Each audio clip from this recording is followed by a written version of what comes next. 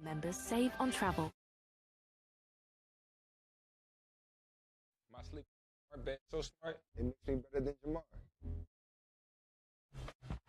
Mine's so smart.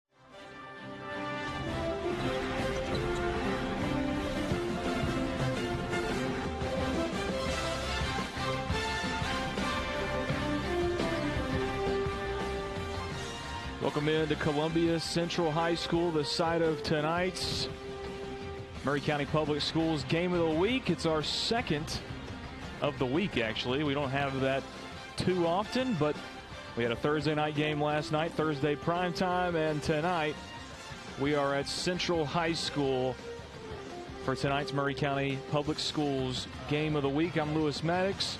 Barry Duke will have the play-by-play call tonight for both of these games. Also joined with Drake Colley, as well as Maury County Athletics Director, Mr. Chris Pointer. And fellas, we got Lincoln County in the house tonight. That's the one team that's not in our Maury County Conference, and Columbia looking to stack two pretty good wins tonight. Yeah, absolutely. I mean, they are looking to avenge a loss. If I'm not mistaken, the girls lost to Lincoln County at Lincoln County by 7. And I think that the boys were victorious at Lincoln County, and so by 4. So that, we're expecting two very, very good games. It's going to be head-to-head. It's going to really come down to game planning, making some adjustments, because when you play a team the second time, they know you a little bit better than they did the first time, so they are going to adjust. And we're just going to see what, both Columbia Central High School teams bring out tonight and bring out on the floor. Yes, Chris, you're exactly right. And I think a lot of our listeners know that listen to Columbia High School basketball a lot, and to the legend Barry Duke, they realize that Lincoln County, this now Region 5, right? Yeah, Region 5. And what used to be the District 8. Yep. But, Lincoln County Fayetteville is one of those schools, along with Shelbyville over on that side. They're having kind of a down year this year. Along with Shelbyville, Lincoln County has a record of 2-17. But as you said, when Columbia Central went and played at Fayetteville, it was a pretty tight ball game. You can't get much tighter than 4 points. Yeah, I mean, when you talk about 4 points, but a lot of that I would say is just I would credit to the rich history of both programs, of Columbia Central playing Lincoln County, and not just in basketball, but in any sport. The stories and the rivalries, and when I was here at Central, we played baseball and going toe-to-toe with Lincoln County, and those days of folks playing football and having to go to the pit. It's always been an intense rivalry. It's always been really, really good competition when we played against Lincoln County teams. And may I say, the gym is in pristine shape tonight. The janitorial crew, the custodians have gotten the place shined up, and everything is just looks in tip-top condition. And we've got to give Maury County Public Schools and you, Mr. Pointer, credit for that, as you guys are making taking a deliberate step forward in athletics here in Maury County with all of the Maury County schools. Yes, sir. I mean, we are taking a huge leap forward in all of our campuses across Maury County, and the impact that we're having, because ultimately at the end of the day, it's for our student athletes, it's for their families, it's for those communities, so that they can have pride each and every time they step out on a gymnasium floor, they step out on a ball field, that they have a true sense of pride that they belong to that particular school, but also that they are part of Maury County Public Schools system. And the student body. And the student body. Yes, absolutely. The students that come out and support these players on whatever endeavor, whatever sport it is. The student body as a whole can take pride in the facilities that their teams are playing in. They're watching their teams play in, whatever field it is, gymnasium, whatever it is. It just makes you, like you said, take so much pride, and makes you bow your chest out a little bit because you're playing in top-notch facilities that are being upkept and modernized and updated, like the Maury County Public School systems are doing all campuses across Maury County. Yeah, absolutely. I think the biggest thing too is when you start talking about that pride, that kind of gets out in the community. It gets into the neighboring communities, and people start asking questions like, what's going on in Maury County? How are they able to do some of the things that they're able to do? and why are they doing some of the things that they're able to do. I mean, we visited a community, I won't say their name, but we went and visited a community touring one of their facilities that they just recently built. Not in Murray County. Not in Murray County. Okay. We were looking at the layout of the building that they just put up on some softball fields, baseball field combinations. And when we looked at that, part of our conversation with them was like, we just recently had an investment of $28 million, and we've had several $1 million prior to that invested in our community. And literally when we said that, they asked us to repeat it, and when we said it again, they almost fell out. And then we went down the laundry list of projects that we have completed over time. They just couldn't believe it.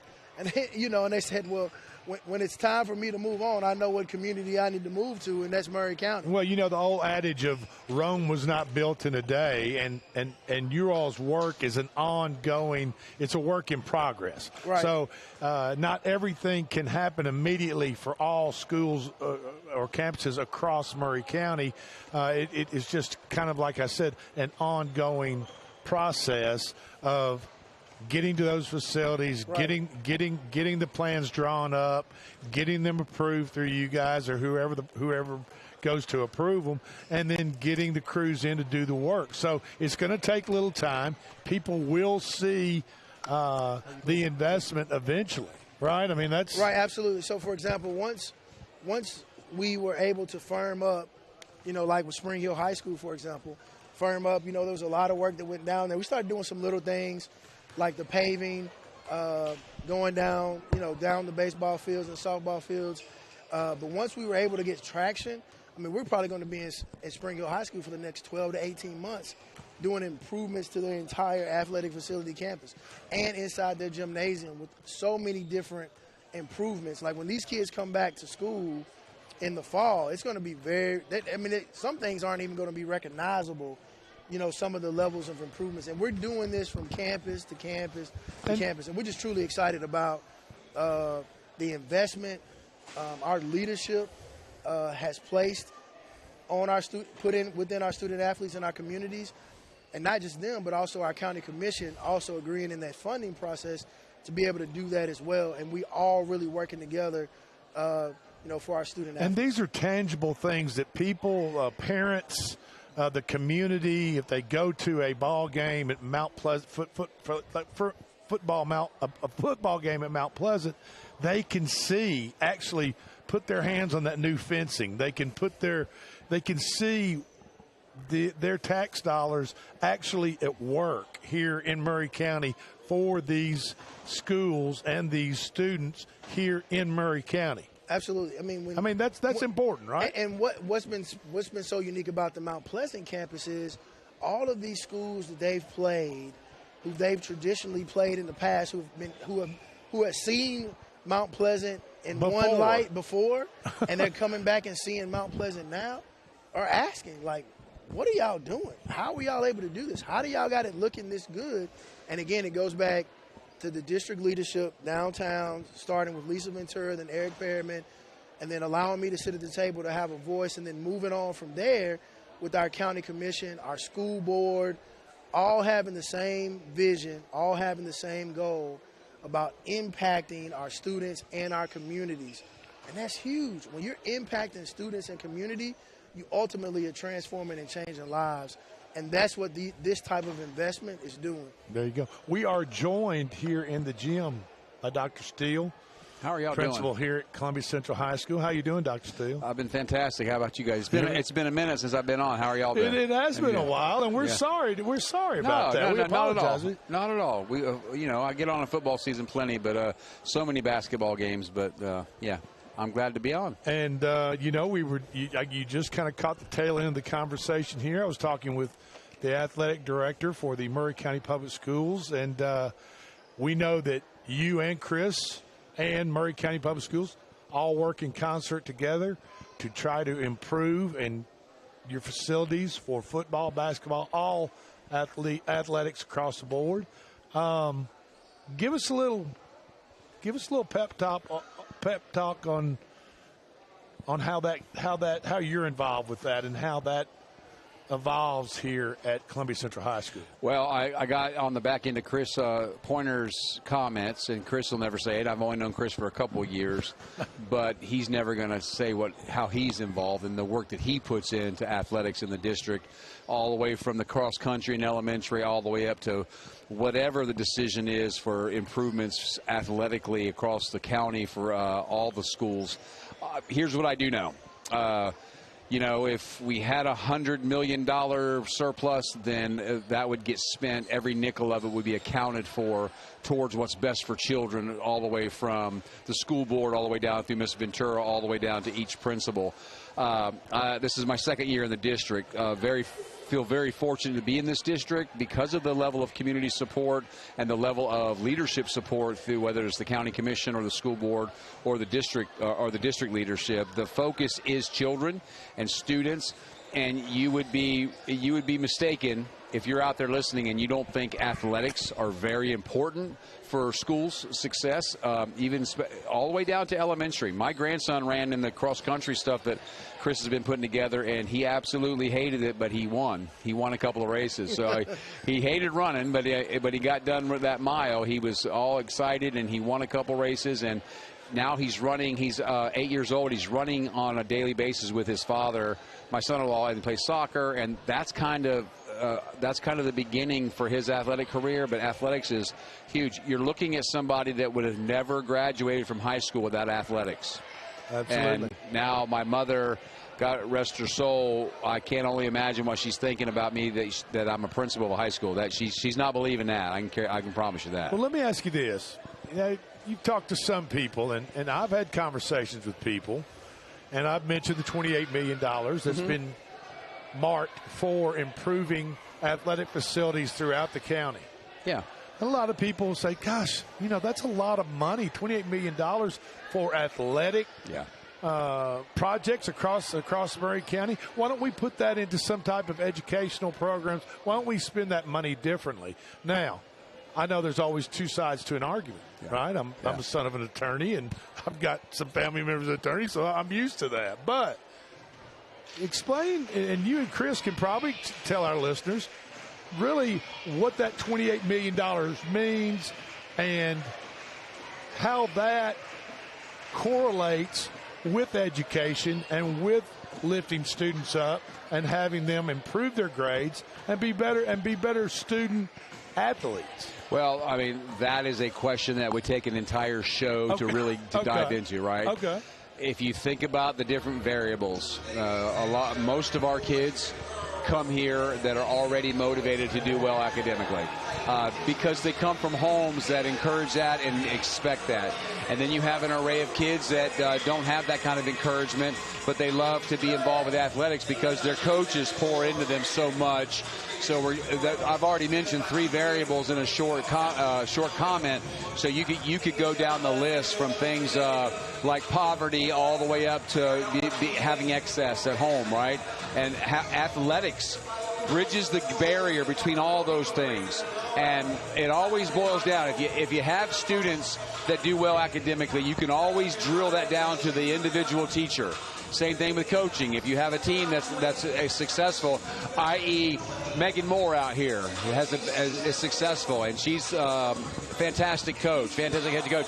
But she also loves those girls, and there's no disconnect between her and her players, that they know that she cares about them, but she also knows she doesn't take any excuses for them not performing out here. And in the classroom. And so, guess how many discipline issues I have with girls basketball? 0. Brandon Levere, guess how many discipline issues I have with boys basketball? Absolutely 0. Trey Golf over the football season.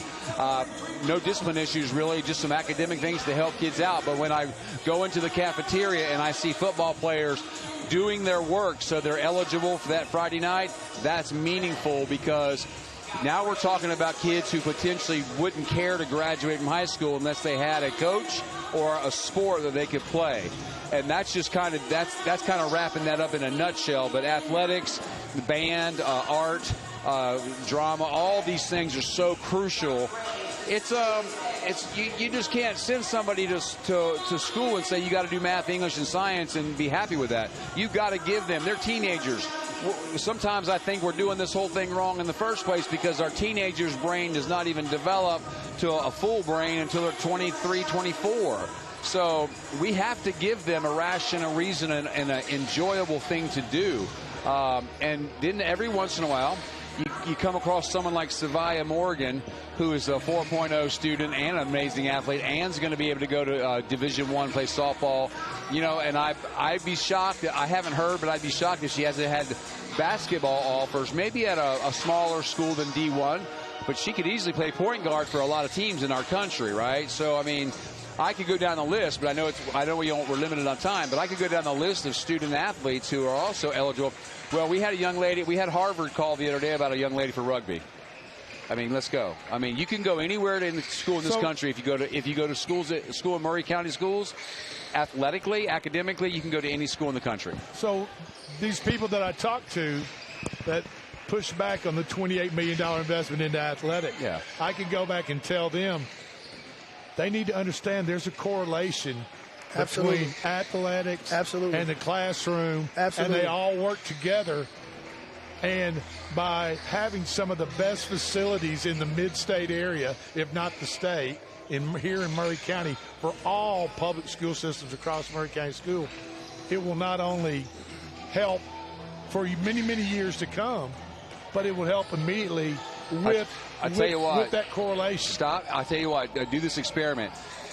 Stop music at church. Just stop all the music and just have people come in for the preaching. You'll cut your membership in half. A lot of people come for the music.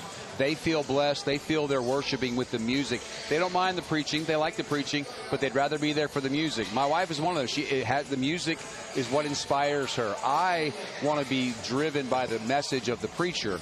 And the music costs money in a church, right? I mean, it costs money, effort, and there's people come for different reasons, right? And the same thing here. We've got 1,500 plus students in the school, 100 plus employees, and we all come for a variety of reasons, right? And sometimes not understanding that creates a little conflict, but typically we're able to iron all that stuff out. But athletics, you can get all those boys and girls on the same field or same court at one time, have a great event, and then, especially from Columbia Central, what I've learned in the last week, Chris went to school here, played baseball here, those kind of things. The stories are endless. The stories are absolutely endless. Chris has never told me what his math grade was. He's never talked about math, but he's talked about baseball and football and this and that and the other. Every alumnus that I talk to, and if you look at our new banners up here with our, hey, the Lions Den, I'm not even going to tell you the story where we found that and resurrected that, So thanks to a lot of people that helped us resurrect that. We've got a bunch more banners out there. You see our Carver Smith banner over there. This is... It's athletics that's driven all that passion, right? And so, I know $28 million is a lot of money, but I wish we had $58 million. I wish we had $108 million because, these kids and these coaches and staff members, they deserve the best. Absolutely. And I think that that's important. And I would take it, I would continue to add on to what he's saying. For a lot of students, it's the carrot and the stick, right? It's like you got to dangle that carrot out there, something that they really, really love to do, which is athletics, to really get them to understand what they need to do in the classroom every day. Athletics is also your front porch into what is happening behind the layers in your school system. We have all of these people who are coming from Fayetteville, Tennessee, from Lincoln County into Columbia Central High School. And many of them, I guarantee you, it is the first time that they probably visited or stepped foot on this campus. In a long, long time, if not the first time. Right, and they're stepping foot in an athletic contest. And so when they're here, they're assessing everything about what's taking place in our athletic venue. How well does our gym look? The lighting, the sound. When they go out to the concession stand in this nice event center entrance, what does that look like? Going into the restroom facilities, the parking lot. Somebody may even sneak up and walk up the hill and check out the baseball field and softball field, and they see that they're immaculate. You can't have this many people show up on a given day and say, well, I want to look in and see how a math test is going or a science test. Right. But when they see our facilities in this condition and things being amplified and elevated at this level, that also they see a direct correlation to what's happening in the school, what's happening with the students, and it transforms the school itself. So what you're saying is athletics is kind of the portal for which Maury County can put themselves out there and invite other people to come in, experience, show them how we do it the right way, show them how to do it. And you know what? A lion, all their cubs or family members call the pride, right? Right, yeah. Very interesting. And it's all about the student body being proud and having pride in their schools, in their community. You're about to get me started, man. Lions hunt. They wake up every day and they'll hunt, and the gazelles are trying to hide. We're lions, and we're out here trying to hunt every single day. I'm totally with you.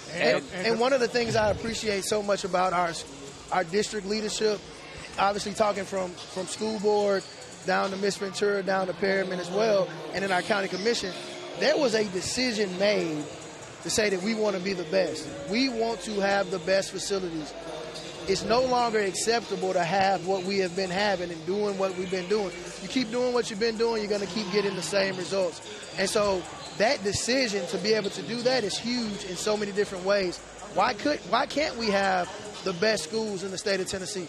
Why can't we have the best athletic facilities in the state of Tennessee? Why can't we? You just have to make that commitment. You have to make that commitment, and our leadership has made that decision and commitment to be the very best.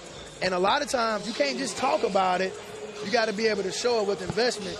And the $28 million is a start of that. $28 million is a great start. But I'll tell you, someone came to me even today, and they had an opinion about the $28 million, and they wanted to know my opinion. I really don't. I mean, I know what I want for my school. I want what's best. I want everything to be the best. But what feels really good to me is what Chris is saying. I trust how that $28 million. I don't care whatever they decide to do that's going to benefit the school.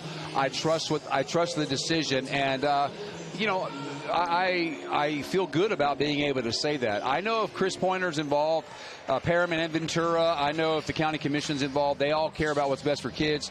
I know if they choose to spin that, I know it's been thought through multiple times, and I know that their ear has been bent many times by a lot of different opinions. I told them I really don't have I don't mind. I said I got an opinion, but I don't think twice about the intent of that money. I know it's going to be spent for what's best for students. Sure. And so, I mean, what's there to worry about? If I don't get something that I really, really wanted, I'm sure that there's a dialogue I can have with Pointer or anybody else and say, hey, this needs to be on the radar. And I've put things on Chris's radar before that he's working on or he's already accomplished. So that feels good as a principal to be able to have that kind of level of support. And so, you know, and I feel kind of guilty anyways because I'm kind of already, this is a brand new school for the most part. I mean, sure, we could have poured maybe I wish we had more stuff and you know, but I mean, when I think about other schools that need more renovations and more stuff, I'd rather them have that stuff first because we are very blessed here at Central. And I'm just thankful for that. Well, I think every real quick, Barry, and I'll let you get in. I think everybody here on this Maury County Public School pregame show can agree that there has to be this balance between athletics and academics, right? Yes. And that being on a team for your high school, representing your high school, is a privilege, not a right. Yes. And in order to get that privilege to play basketball or football or volleyball or whatever it is for Columbia Central High School, you have to do this, this, and this in order to do this. And part of this is get your academic life in order and take care of business in the classroom so that you're able to represent Columbia Central High School and be a Lion on the basketball court, baseball field, softball field, or whatever. And to piggyback on what we talked about earlier about Sophia Morgan, it's not a day go by that somebody doesn't ask me if she could play college basketball. Well, she could walk on to Tennessee. She could play at Tennessee for Kelly, you know. And then also we would be remiss if we didn't mention Kayana Edwards, who USA rugby team player, traveled to New Zealand. Yeah. And academics. Scored several times in New Zealand. Yes. I mean, who does that? Exactly. Who does that? Has anybody on this table scored in New Zealand? I'd love to go to New Zealand. Hey, can I say something too? Alex Davis. You know Alex Davis? Come on, man. State championship bowler this year. Bowling state Let's champion. go. Columbia Did Central not has a know state that. champion bowler. Well, congratulations to Alex Davis. He's only a junior. So I told Savaya this morning, hey, look, we better have more state championships. I got bowling right now and rugby. We need softball. Baseball's coming up, Golf, tennis. Tennis. We want it all. We want state championships all. But, here's my thing. People, I think it's innocent, but I want Mount Pleasant, Spring Hill, Battle Creek High School. I want all the high schools to thrive. I want to beat them when we're competing against them in a fair, ethical way. But I want them to thrive. I want them to have all the best stuff too. So I trust Chris. Chris and I met today. I trust him 1,000% and his direction, along with the district, to make the right decision about this money and to put it to good use for our students. And I can just assure the listeners that it's going to be put to good use, and every nickel will be accounted for athletically. Well, I think everybody within earshot of us tonight is glad to hear that and glad to hear that report. We certainly appreciate you coming in and being with us. Before we get ready to go, we're about a minute and a half from the national anthem. Do we want to take a quick break?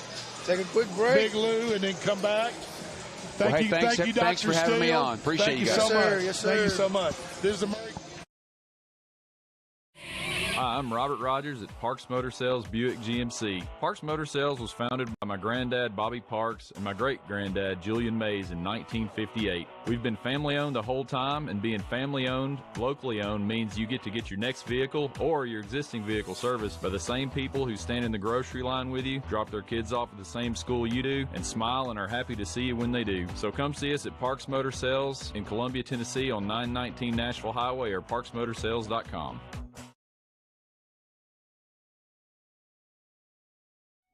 Hello, I'm Rick Whitley. And I'm Daniel Pollard from Jones & Lang Sporting Goods. We would like to take this opportunity to thank all of you for the many years of support. Since 1966, Jones & Lang has been locally owned and operated and supplying teams from T-ball to college. Stop by and see what we can do for you. We offer a wide variety of services from silk screening and embroidery to our custom trophy and awards department. We're open Monday through Friday, 8 to 5, and Saturday, 9 to noon. Remember, Jones & Lang Sporting Goods, the look of a winner. Looking for convenience? Try Quick Mart convenience stores, conveniently located all across Murray County, southern Middle Tennessee, and North Alabama. Whether stopping in on your way to work for coffee and a biscuit, taking a plate lunch to go, or grabbing something cold to drink after a long, hot day at work, there's always one nearby. Quick Mart convenience stores, conveniently located all across southern Middle Tennessee and North Alabama. Proudly serving Shell gasoline. This is Trip Stoltz, owner and manager at Columbia Ace Hardware. We have changed our store hours to better serve our community. Columbia Ace Hardware is now open from 7 to 7 Monday through Friday, from 8 to 4 on Saturday, and closed on Sunday. Come see us at 112 East James Campbell Boulevard and let us show you customer service that can only be found at Columbia Ace Hardware. Ace is the place with the helpful hardware. This is Shel Kennedy. The old saying is, happy wife, happy life couldn't be more true. Many years ago, my wife, Mary Susan, had major surgery on her back, but continued with chronic pain. Doctors were saying invalid, disabled, but then she found the Dr. Gill Center for Back, Neck, and Chronic Pain in Franklin, Tennessee. It has changed our lives. We visited there recently with Dr. Wendy Toohey, saw the state-of-the-art facilities. Folks, don't take a pill. Call Dr. Gill. Go to callmepainfree.com. Are you a homeowner looking to unlock the potential of your home equity? Explore a home equity loan with First Farmers. Hi, this is Felicia Brown with First Farmers, and we would like to invite you to access funds with a home equity loan. For home improvements, invest in education, or simplify your finances, you can make your dreams a reality with the power of your home equity. Get started today. Apply online at myfirstfarmers.com or call to speak with one of our team specialists at 1-800-882-8378, Equal Housing Lender. Debbie Matthews, realtor, and her husband Jason, who is a prose songwriter, also own a music publishing company. They live in historic downtown Columbia with their dogs. Dog rescue work is their passion project. They consider Middle Tennessee their backyard, and their lives are full of all things Tennessee. Debbie says there is no greater honor than to help someone find a home. To be trusted with that job, there is no greater privilege. Call Debbie at the Nashville Realty Group, 615-476-3224, 615-476-3224.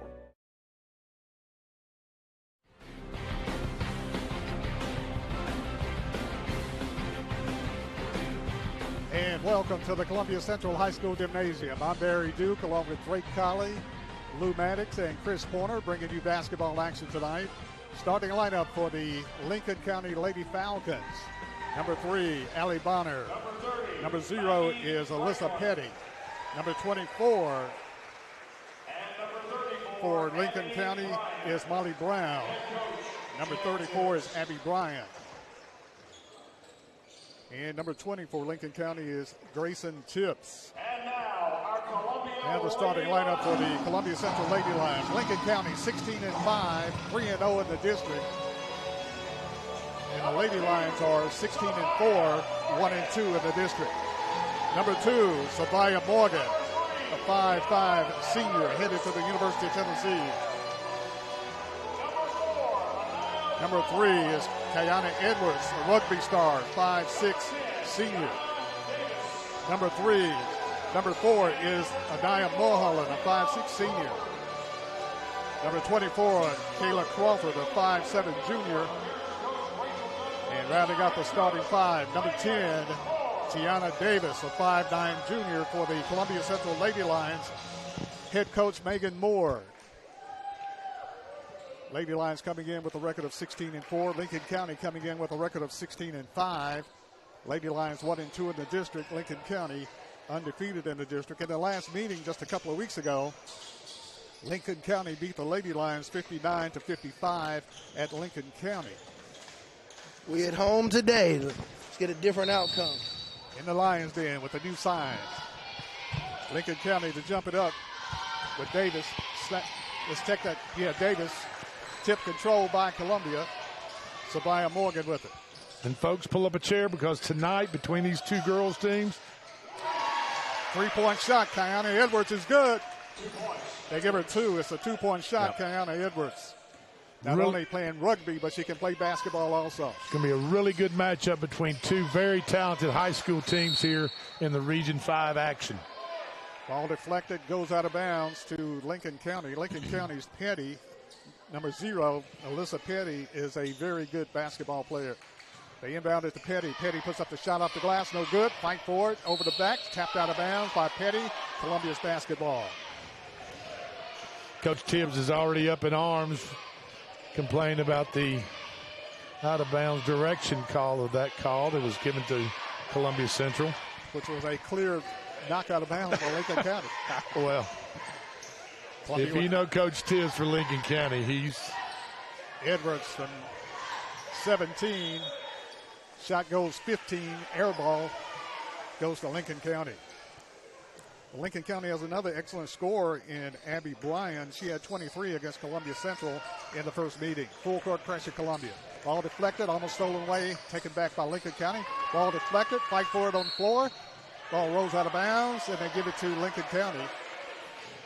Great defense that time by Edwards. Yeah, I was going to say, Coach Tibbs for Lincoln County, if you ever watched a game that he's coached, you realize that he'll have a second career as a basketball official because he does a lot of officiating from the sideline. Lincoln County loose on the baseline. Now they pass it around. 3-point shot, Lincoln County short. Rebound taken off by Lincoln County under the basket. She walks. Lincoln County gets it back. Lincoln County walks again. No call. Fight for the rebound. Lincoln County with it. Puts it up and rolls it in. After 2 clear travels, Lincoln County. I'm not accustomed to that new continuation movement. Look like walks to me. Walk's a walk. And they're going to call an offensive foul against Columbia, Savia Morgan. Wow. Wow. Foul call, Columbia. Morgan commits the foul. That's her first. Lincoln County with the basketball. Brown races down the right side to Bonner. They get it inside, spinning. Petty. Petty puts up the shot. It's good. Petty with the post-up move scores her first 2. And Lincoln County leads Columbia 4-2. Edwards with it, drives, bumped. And travel call. Oh, there's a reason she traveled. She got some contact. Looks like there was a little bit of a shove from the backside there that caused Columbia player to lose her balance and drag her pivot foot, but the contact was not called. The travel was. Yes, it was. Lincoln County in the front court. Brown working to the right side. Kicks it off on the left side. Good, gives it off to Bonner. Good battle going on in the post. I don't know about that call right there. They're both battling back and forth. She loses her balance. I don't know. Normally the second one always gets the call, right? The second contact always gets the call. Foul called on Davis, her first, team second. Lincoln County with the inbound. 3-point shot, no good. Fight for the rebound. Coming out of there with it is Columbia. Crawford with it. Pushes it down the floor. Crawford kicks it off Davis. Davis for three. No good. Rebound taken off Lincoln County. Lincoln County pushes it down the floor. Bryan to the hole, puts it up there, and scores. Got to make a stop right there. Yeah, Bryan just split the two defenders right there and just laid it up and in, nice and easy. Yeah, I anticipated some sort of stop. You've got to make that. You've got to make that girl foul. pick up, make her pick up her dribble right there. Yeah. Edwards with it, kicks it off on the right side to Morgan. Morgan gets a pick, drives, bumped again. Kicks it off inside Crawford. Crawford puts it off the glass. No good. Rebound, fall forward. Davis is undercut, knocked down. Yeah, that's foul a foul call. We'll see if it's foul on who. What these guys are. Should be on Lincoln County, number 24. Yeah. Yeah, and Central struggling to get a rhythm. I mean, out 6 complete days without any sort of physical activity, dribbling the basketball or any sort of getting together as a team, and then picking up here, with all these snow days and just now being able to get back into the swing of things, it's going to be tough. So you just get them to settle in. The shot. Edwards shot on the baseline, no good. Rebound taken off Lincoln County. Lincoln County pushes it down the floor. Bryan with it. Bryan with the shot is good. Bryan knocks down the tray. And Bryan has 7 points for Lincoln County. And Lincoln County leads Columbia by 7, 9-2 with 4:30 left in the first quarter. Columbia needs to get in their offensive set right here. Take their time. Edwards drives, splits the defense, is hammered, and a foul call. And I think that was a wise decision right there by Kayana. More of that has to happen because that's what Central makes their bread and butter, getting to the basket, in the lane, making high-quality shots. Foul called on Allie Bonner, her first, team second. Edwards will inbound. Check that. Mulholland will inbound the play. And at the 5th foul. No. I think it was just in the act of shooting, and she had it wrong. Edwards at the line, shooting two. Fouled in the act of shooting. Free throw Edwards is good. Edwards has 3. Lady Lions has 3. Lincoln County with 9. Edwards will get another free throw. Free throw Edwards. Rolling, dropping, good. Nice soft touch. Kayana Edwards has 4 points for Columbia. Lincoln County back the other way in the front court. Columbia with the pressure defense. Lincoln County breaks the press. Kicks it off on the right side. Ball kicked. Ball. No call. Picked up Columbia. Edwards. Oh! And Edwards lost it, grabbed it back, and double dribble call. Columbia turns it over. Columbia's strategy is obvious. They want to run with the basketball. They want to press and run. They want to push the envelope on the offensive end, without a doubt. Lincoln County inbounds the play, side front court. They get it inbounds to Tips. Grayson Tips with it. Over to Alyssa Petty. Petty to the hole. Traveling call. Traveling call, turns it over to Columbia. It's got to be Coach Tips' daughter. Has to be. Has to be. 9-4 is the score. Lincoln County with the lead. Columbia with the basketball. Morgan brings it in the front court. Morgan drives top of the key. Looking for the trailer. There's Edwards. Pass is deflected. Now Davis with the shot. It's good. Big Three-point shot. Davis. Tiana Davis with the bucket. Lincoln County back the other way. Bonner, ball loose on the floor, fight forward. Lincoln County comes up with it. Petty for 3. Shot no good. Long rebound taken off Columbia. Crawford in the front court for Columbia. Kicks it off on the right side. Edwards for three. Got it! Kayane Edwards knocks down the tray for a 7th point. And Columbia takes the lead 10-9 over Lincoln County. Ball deflected, goes out of bounds by Morgan. Columbia's settled down a little bit here after a little bit of ragtag play at the first of the quarter, first of the game, which is nothing unusual, but looks like they've settled down, hit a couple of threes. They're knocking the rust off them. Got a 1-point lead and back in this ball game after being down by 7 early. Tips with the basketball over to Petty. Kicks it off over to Bryan. Right side pass, pump fake. Got Morgan in the air. Morgan commits a foul. And I think that's her second. Tips wants free throws. She wasn't in the act of shooting. Coach Tips is something else. I'm just telling you right now. They need to go to that. They need to go to the NBA School of Acting. They might have got away with it. Ball goes inside Petty. Petty bumps Davis. And they're going to call a foul on Davis. I thought it was going to be a walk call right there. Tell you what the officials need to be aware of is when Petty gets the ball in that post area, she needs to be careful on wheeling and dealing with her elbows and her hips and everything else. She makes contact first. She can actually be called for the offensive foul in that situation just as easily as the defender can be called. Absolutely, yeah, absolutely. As my friend Lou would say, ball don't lie. Free throw no good. No, it don't. Petty will get another free throw. Second free throw, Petty, is good. Maybe a half a lie. 10-10 is the score. Columbia with the basketball. Morgan, second, has 2 fouls. Drives, knocked down, bumps, kicks it off to Edwards. Edwards to the hole, bump. Edwards puts it up, no good. Fight for the rebound. Taken out of there by Petty for Lincoln County. Petty pushes it down the floor. Petty wants it all the way. Kicks it off on the left side. Gives it off to Brown. Over to Bonner. They work the ball around the perimeter. Gives it off to Franklin. To Bryan. Good defense. Brown, ball deflected, taken over by Franklin. Lincoln County drives, drags the foot, take up, shot put up by. Now you got to block her out right there. Lincoln County, no good. Rebound taken off Columbia. Columbia fortunate Lincoln County missed that little putback on the offensive rebound. Mulholland. We'll take it. Morgan, we'll take it. And a foul called on Lincoln County. Going to call it on Petty, her first. Team third. And Columbia brings Brooklyn Duke into the game. Also into the game for Columbia, KK Bailey. Edwards gets the inbound and feed, drives the lane, stops, walks, and turns it over. Yep, she drugged that pivot foot right there. Yeah, I mean, you know the rust is they're still trying to shake the rust off. I mean, Snowmageddon 2024. I mean, we got it rough down here. I mean, still trying to get it up under them. Lincoln County in the corner. Shot put up and in. It's good by Tips. Tips for 3.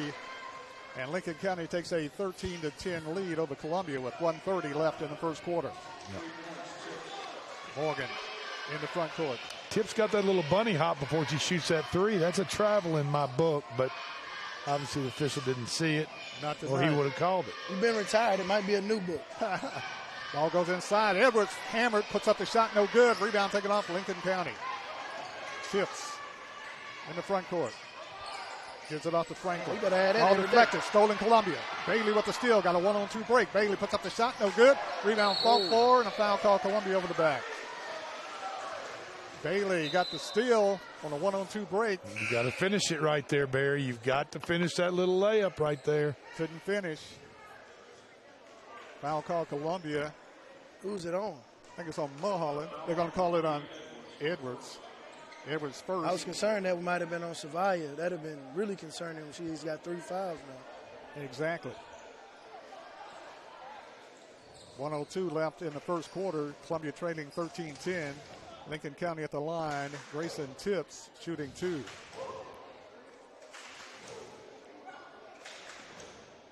Both these teams ranked in the state. 15 foul. Yes. Lincoln coming in at number 14. Lady Lions are number 11. Very similar records. Tips free throw, no good. Coming out is Bryan. Back into the game for Lincoln County is Alyssa Petty. As Tips will get another free throw with 1:02 left. Second free throw, Tips is good. Tips has 4 points, and it's a 4-point lead for Lincoln County. Full court pressure, Lincoln County. Crawford with it in backcourt. Crawford in a trap. Yep. Coach got a timeout. Timeout call with 54 seconds left. I was thinking the 10-second count. That was pretty quick. Yeah, but she got the timeout over there where the official was standing before the 10-second call. As Crawford was in a trap in backcourt. Yeah. 54 seconds left. Columbia down by 4, 14-10. We'll take a quick break, and we'll be back right after this. Foster Insurance Agency is a locally owned independent agency and a proud member of the Insurers of Tennessee. Foster represents many top-rated insurance companies such as Auto Owners Insurance. The great team at Foster has been servicing Columbia and surrounding areas in Middle Tennessee since 1952 and offers many commercial and personal insurance products. Call Mike Ford or Jimmy Ford today at 931-388-8365 or stop by their convenient location at 204 West 4th Street in Columbia, Tennessee. Back at Columbia Central, Lady Lions with their starting lineup back in after the timeout. Morgan with the basketball. Morgan, left side pass to Davis. Davis looking for Priest, gives it off to Crawford. Back to Morgan. To Davis, between the circles. Hand off Mulholland. To Morgan. To Davis. Davis in the lane, puts up the shot, in and out, no good. Ball tipped up, no good. Rebound taken off by Lincoln County. Coming out of there with it is Bonner. Bonner with it in the front court. Ball deflected. Taken back by Lincoln County. Coming out of there with it is Molly Brown. Brown with it, drives, loses the handle, taken off Columbia. Strip Columbia. Davis with it. Davis drives, it bumps at half court, and a foul call Lincoln County. Yeah, the Lady Lions, their last offensive set down the floor, got what they wanted. They're working They're working a little three-guard weave right around the free throw line, and as soon as they get an opening in the middle, they drive to the bucket to put it up, layup, or shoot a short jumper. She just missed a 4-foot jumper. Yeah, I mean, it was right there for them. I mean, they got what they wanted and went to the basket to try to score. Morgan in the lane, got what she wanted right there. At the buzzer, it's good. Morgan. Morgan with the first bucket at the buzzer. And the score at the end of the first quarter, it's Lincoln County 14, Columbia Central 12. We'll be back right after this timeout. Debbie Matthews, realtor, and her husband Jason, who is a prose songwriter, also own a music publishing company. They live in historic downtown Columbia with their dogs. Dog rescue work is their passion project. They consider Middle Tennessee their backyard, and their lives are full of all things Tennessee. Debbie says there is no greater honor than to help someone find a home. To be trusted with that job, there is no greater privilege. Call Debbie at the Nashville Realty Group, 615-476-3224, 615-476-3224.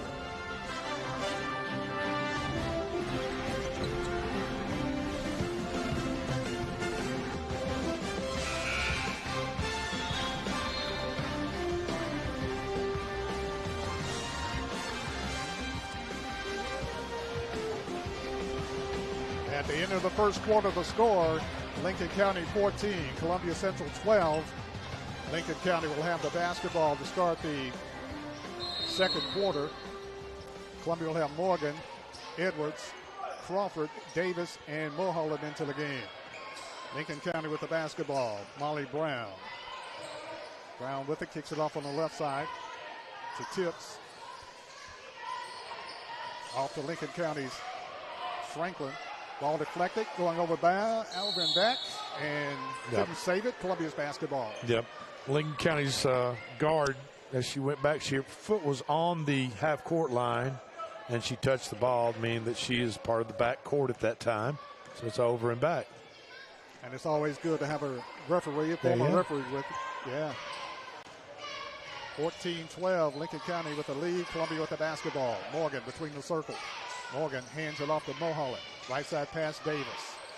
Davis back out on top to Morgan through the lane. Bump, puts up the shot, scores. Tobiah Morgan. And a good, strong move to the bucket. The Lincoln County defender reached in right there and got a little piece of the ball, but Morgan went on up with it, got the layup. Brown with it. Getting very lazy. They got lazy on defense, and we took advantage. Gives it off to Bryan, over to Molly Brown. Brown pass on top. Gives it off to Petty. Petty with it on the left wing, drives the lane. NBA step. Shot no good. Rebound out muscle. Columbia with the rebound. 3-point shot, Lincoln County, no good. Rebound fought for. Battle for. Slapped around. Taken off by Columbia. Now fight for it on the floor. Morgan is hammered on the floor. In football, that'd be a late hit. Yeah. That's a unique call situation right there. Drake Colley, what do you think the thought process was on that? What they're trying to do at the the National Federation of High School, they're trying to limit the amount of contact when players go to the floor. So when there's a player on the floor going after a loose ball or whatever, a player that's standing up really is not supposed to go in there and cause contact with that player that's on the floor, because they look at that player like a defensive player, you see. Gotcha. So Morgan into lane, puts up the shot, short, fight for the rebound, body slide, foul call.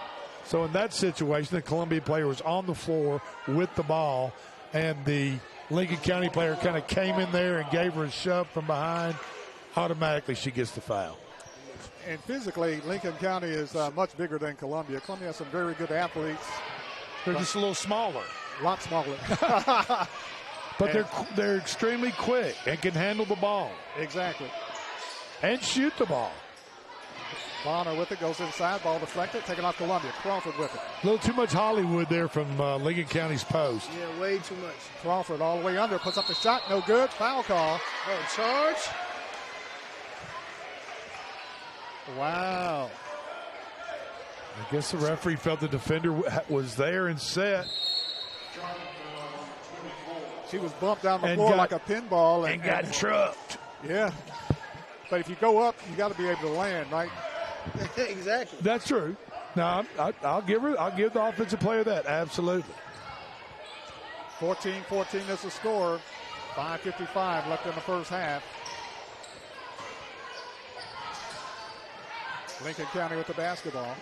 Petty with it on the right wing. Skip pass. 3-point shot, Lincoln County, in and out, no good. Rebound taken off Lincoln County. Coming out of there with it is Brown. So reverse layup. Columbia's got to be a little bit more aggressive on that rebound. Go get that ball. Don't let the ball come to you. Bryan with the putback for a 9th point for Lincoln County. And Lincoln County takes a 2-point lead over Columbia.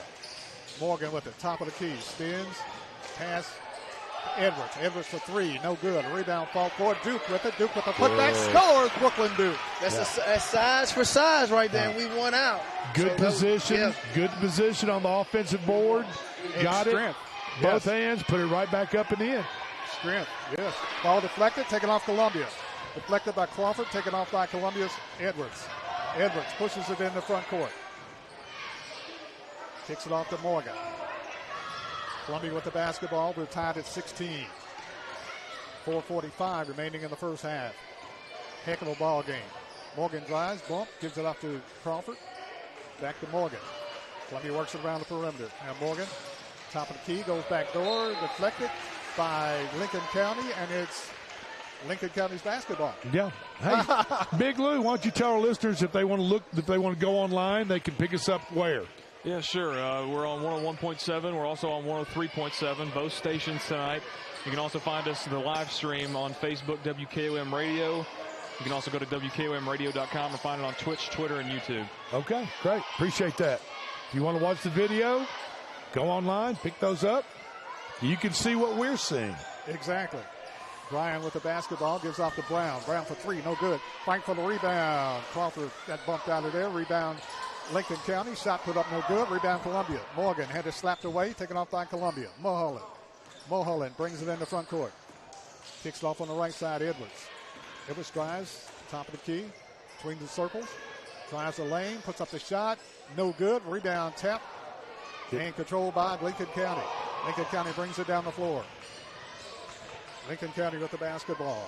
Bryan with the 3-point shot is good. Yeah. Abby Bryan knocks it down for her 12th point.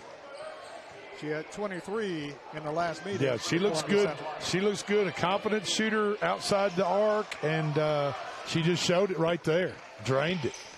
19-16, Lincoln County. Columbia with the basketball. Morgan out on top, Mulholland. Mulholland with the shot off the glass, no good. Rebound taken off Lincoln County. Petty with the basketball, gives it off to Bryan. Bryan in the front court. Kicks it off on the left side to Bonner. Works it off, gives it off to Petty. Ball deflected inside, shot put up Lincoln County, rolls in, is good. And one, and she's fouled on the play. Lincoln County with the bucket. And the foul.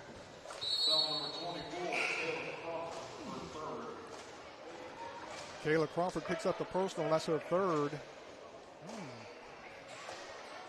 I had it with one. At the line for the end one is Bonner.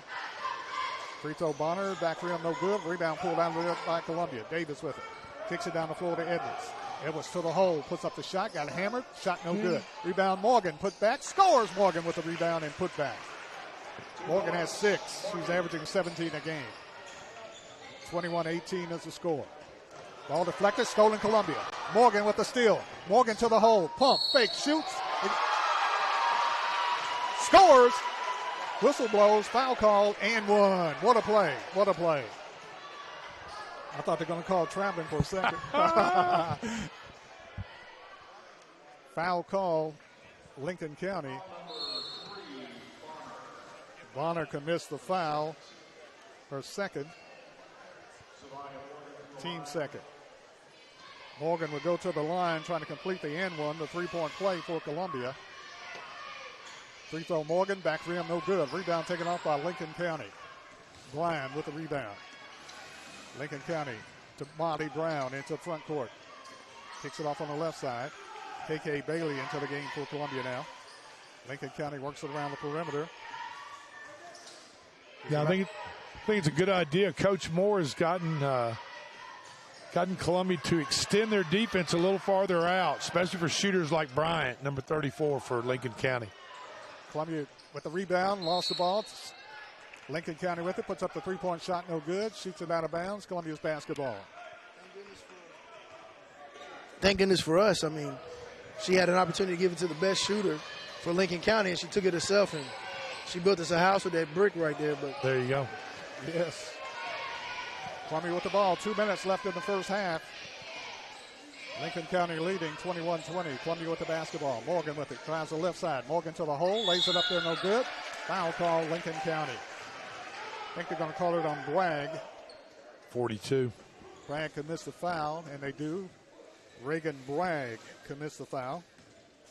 Foul number 42, Bragg, first team. Going to the line for Columbia. Savia Morgan shooting 2. Free throw Morgan. Back rim. Gets a roll. Gets a hop. Gets a drop. And is good. Savia scores her 9th point. We're tied at 21. Morgan, second free throw is good. Lady Lions lead 22-21 with a minute 50 left in the first half. Lincoln County in the front court. Brown gives it off to Petty. Petty bullies away around the lane. Kicks it off to Brown. Out on top to give it to Bryan. Bryan looking for the backdoor cut. Minute 30 left. Dumps it inside. Bryan spins, drags that pivot foot, kicks it off to Petty. Petty spins in the lane. Morgan holding her ground. Shot put up, no good. Foul call Columbia. Going to call it on Davis. Tiana Davis commits the foul. That's her third.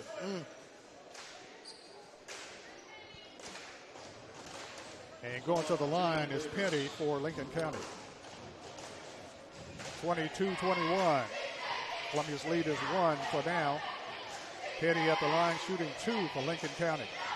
I'm going to make a prediction. Before the night's over, the officials will call an offensive foul on Petty in the post play. I'm telling you. You think so? Yeah. It may be long overdue. The use of her arms, her elbows, dislodging the defender. We'll see what happens. That's just my guess. Petty, second free throw, no good. Fight for the rebound, taken off Lincoln County. Lincoln County puts up the shot, no good. Gets a rebound, puts it up again, no good. Fight for the rebound. Mulholland punched in the back. gets the rebound for Columbia. Maintains her balance, gives it off to Morgan. Morgan, top of the key. Morgan spins. Kicks it off on the left side. Bailey for three, in and out, no good. Rebound taken off by Lincoln County. Molly Brown. Brown pushes it down the floor. Brown under pressure. Almost throws it away. Great catch that time by Petty. Petty with it. Kicks it back out. Kicks it off to Lincoln County. Franklin. Back to Molly Brown. Brown. Shot from three. No good. A rebound fought for. Slapped out of bounds by Lincoln County. Columbia's basketball with 36 seconds left. 22-21. Columbia up by one. It's been a heck of a ball game. It certainly has, and I would think Columbia would just hold this with 30 seconds to go. Just hold it. You got a 1-point lead. Just hold it for the last shot. Morgan with it in the front court. Clock down to 22 seconds. Kicks it off to Edwards. Edwards between the circles. Kicks it off to Bailey. Bailey with it. Back to Mulholland. Mulholland for three. Off the glass. No good. Long rebound fought for. Take on Mulholland to Edwards with the rebound. 3-point shot. Columbia no good. Air ball. Columbia tries to save it. Can't. And 2.3 seconds left. And Lincoln County will have the ball with 2.3 seconds left. They'll have to travel the length of the floor. They get it into Brown. Brown shot at the buzzer. Off the glass. No good. It's halftime. Halftime score. Columbia Central 22, Columbia Central 21. We'll be back right after this.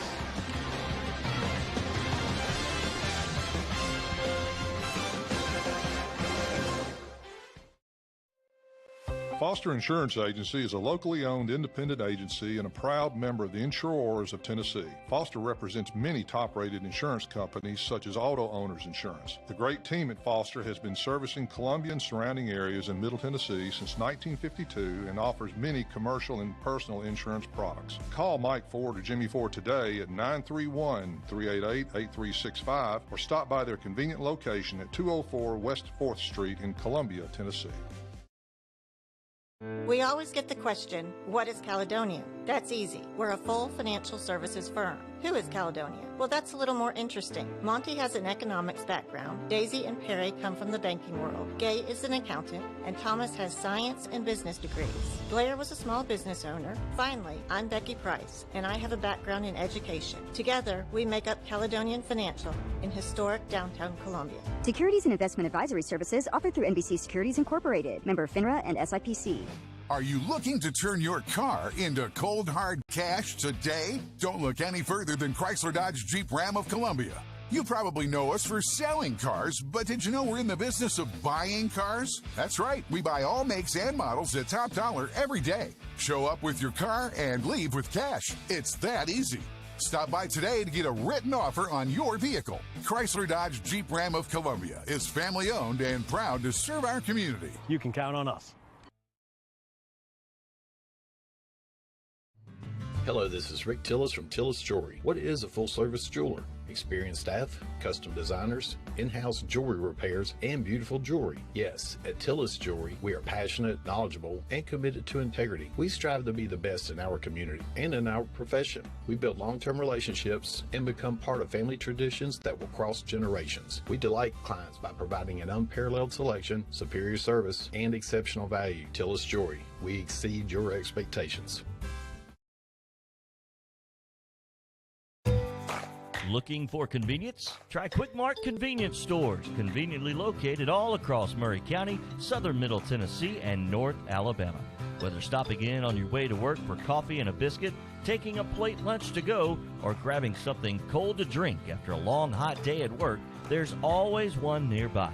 Quick Mart Convenience Stores, conveniently located all across southern Middle Tennessee and North Alabama. Proudly serving Shell gasoline.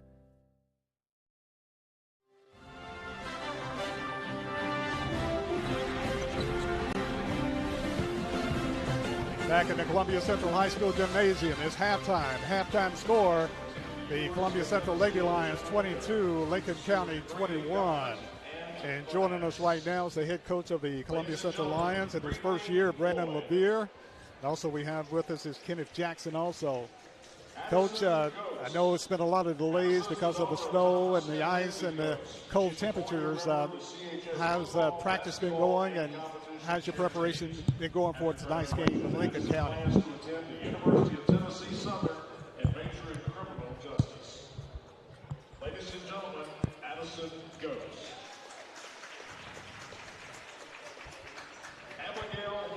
Feet up under us, and we were able to, get our legs up under us, get the ball, the feel of the ball back up under us. Most of our practices were, getting up and down and trying to get that rust knocked off of us. And, of course, with that time off, gave you a little chance to reset with the players to get more practice time in. Yeah, so a lot of time to, go back over our individual stuff as well as team stuff as well. 10 days off may not seem like a long time, but it definitely is when you don't get to touch a basketball. Exactly. You've got Kenneth Jackson with us right now, your point guard, and Kenneth has been doing a good job. He's really growing up and really maturing and running the offense for Columbia Central. Yeah, he has a big responsibility for us to run our offense and man our offense and the team as well. So also playing good defense for your basketball team also. Yes, doing a good job on the defensive end, trying to keep his guy in front. If he does that, that helps us a lot. Doesn't affect the defense or break down the defense if he does his job on the front end. And, of course, Kenneth showing some leadership ability, too, this year. Yes, sir. That's my job this year. Basically, I just learned that I got to step up and do what I got to do for us to get the win and go all the way. So Kenneth, piggybacking off of that, you're a senior leader on the team. What have you learned the most, right, given these 4 years of playing basketball, given that it's your senior year? What do you think you've learned the most while playing this game of basketball? Basically that all the people below me, all the younger cats, they looking up to me. So if my head not straight, if I'm not doing right in the classroom, if I'm not having a good attitude, then I know they won't either. So I just know I gotta keep my head straight, keep a good positive attitude, and encourage everybody so everybody can do the same. Being a senior, what goals do you have, after this high school season? What is it that you desire to do? Well, I just hope and pray to God that I just get an offer before this season is over so I can make my mama proud and play in college and possibly go overseas. That's some good stuff. So what is something that you would leave for the upcoming class, the juniors, the sophomores, and the freshmen? What's one nugget that you said, I wish somebody would have told me that before now, wisdom that you would share on them? Basically, listen to all your coaches because they're only trying to lead you in the right direction. Like Coach B, he's always just told me that just keep my attitude right, keep the smile on my face, keep leading, just keep going. So everything going to go your way if you just do the right thing. And Coach Brandon, obviously, no stranger to the game of basketball. Having played here in the Lions Den that they're calling it now, having played here, obviously have played in college at a high level, but cutting your teeth as a first-year coach. So talk to us a little bit about the season, what you've learned, and why you love this game of coaching. Well, this is my first year, so definitely just enjoying the process, man.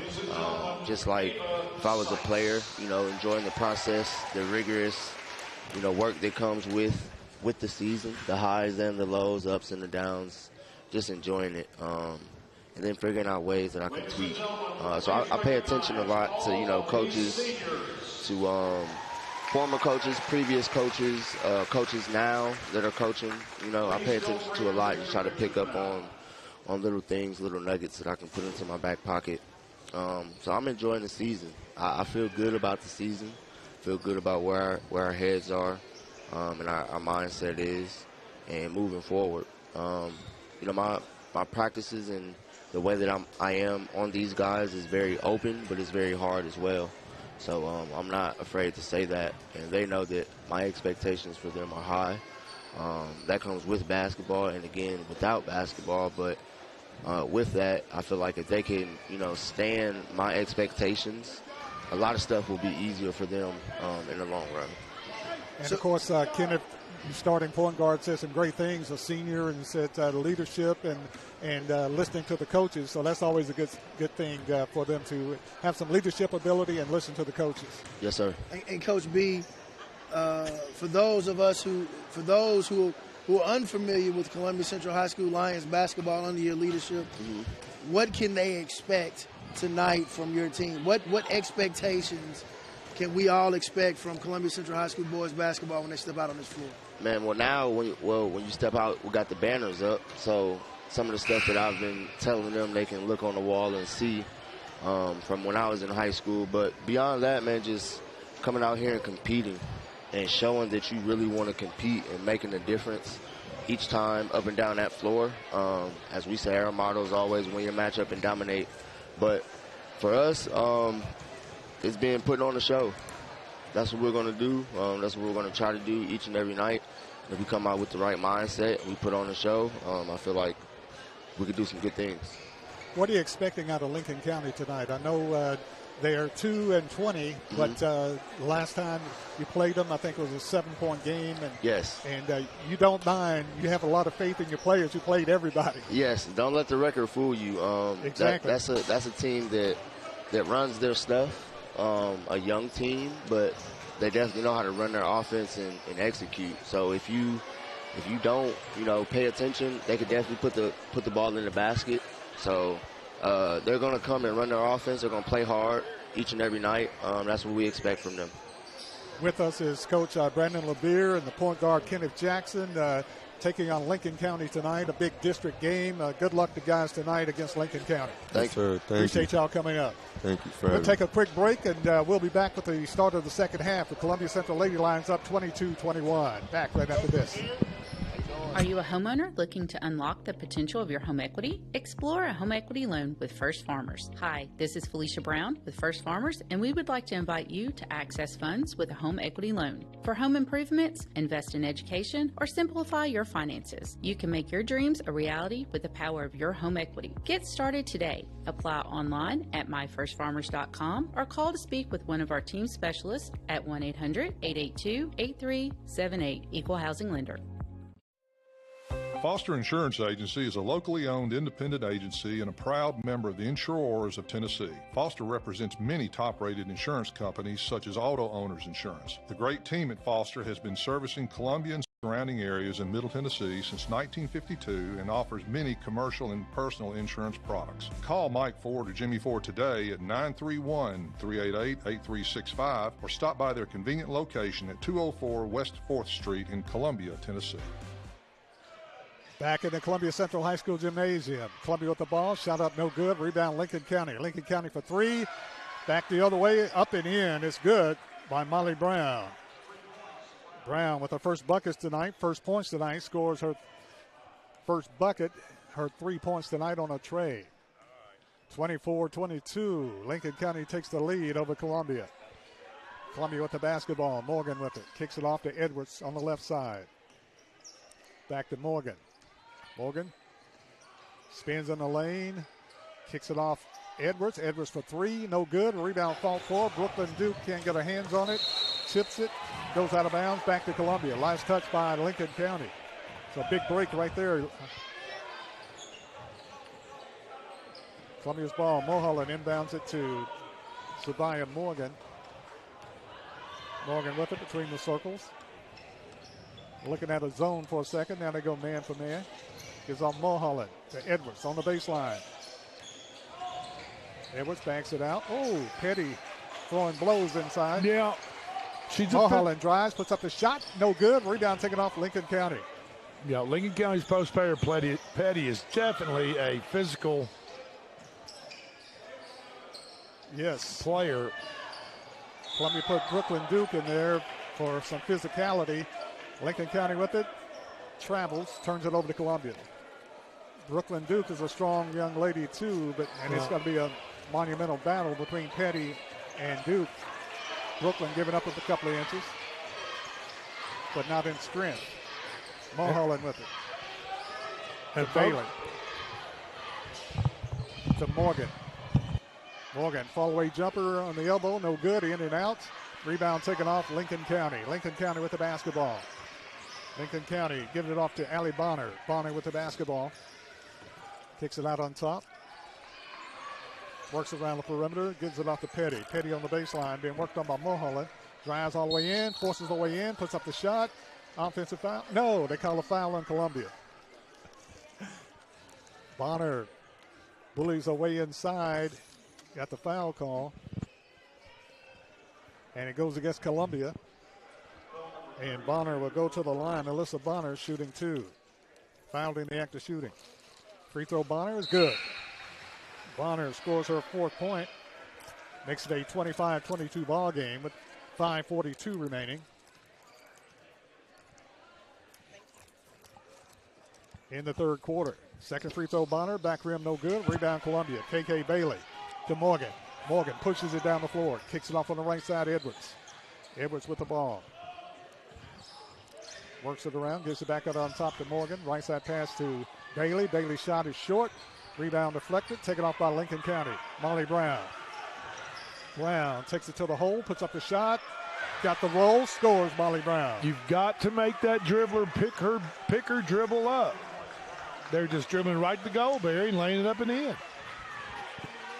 Columbia back the other way, trailing 27-22. Lincoln County has outscored Columbia 6-0 in the second half. Morgan with it. Kicks it off on the right side, Bailey. Bailey dumps it inside Mulholland. Back to Bailey. Bailey dumps it inside Duke. Spins, puts up the shot, scores Brooklyn Duke. Brooklyn Duke with the bucket for Columbia for 4th point. And it's a 27-24 ball game. Lincoln County with the lead and the basketball. Molly Brown with it, gets it off to Tips.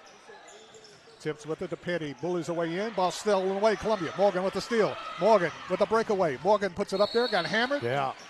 Shot no good, but Morgan is fouled on the play by Molly Brown. Brown commits the foul, that's her 2nd. Team first. That type of layup, Barry, you kind of wish Morgan would anticipate that contact and just go on and be strong with it and lay it up and in. Do you know what I mean?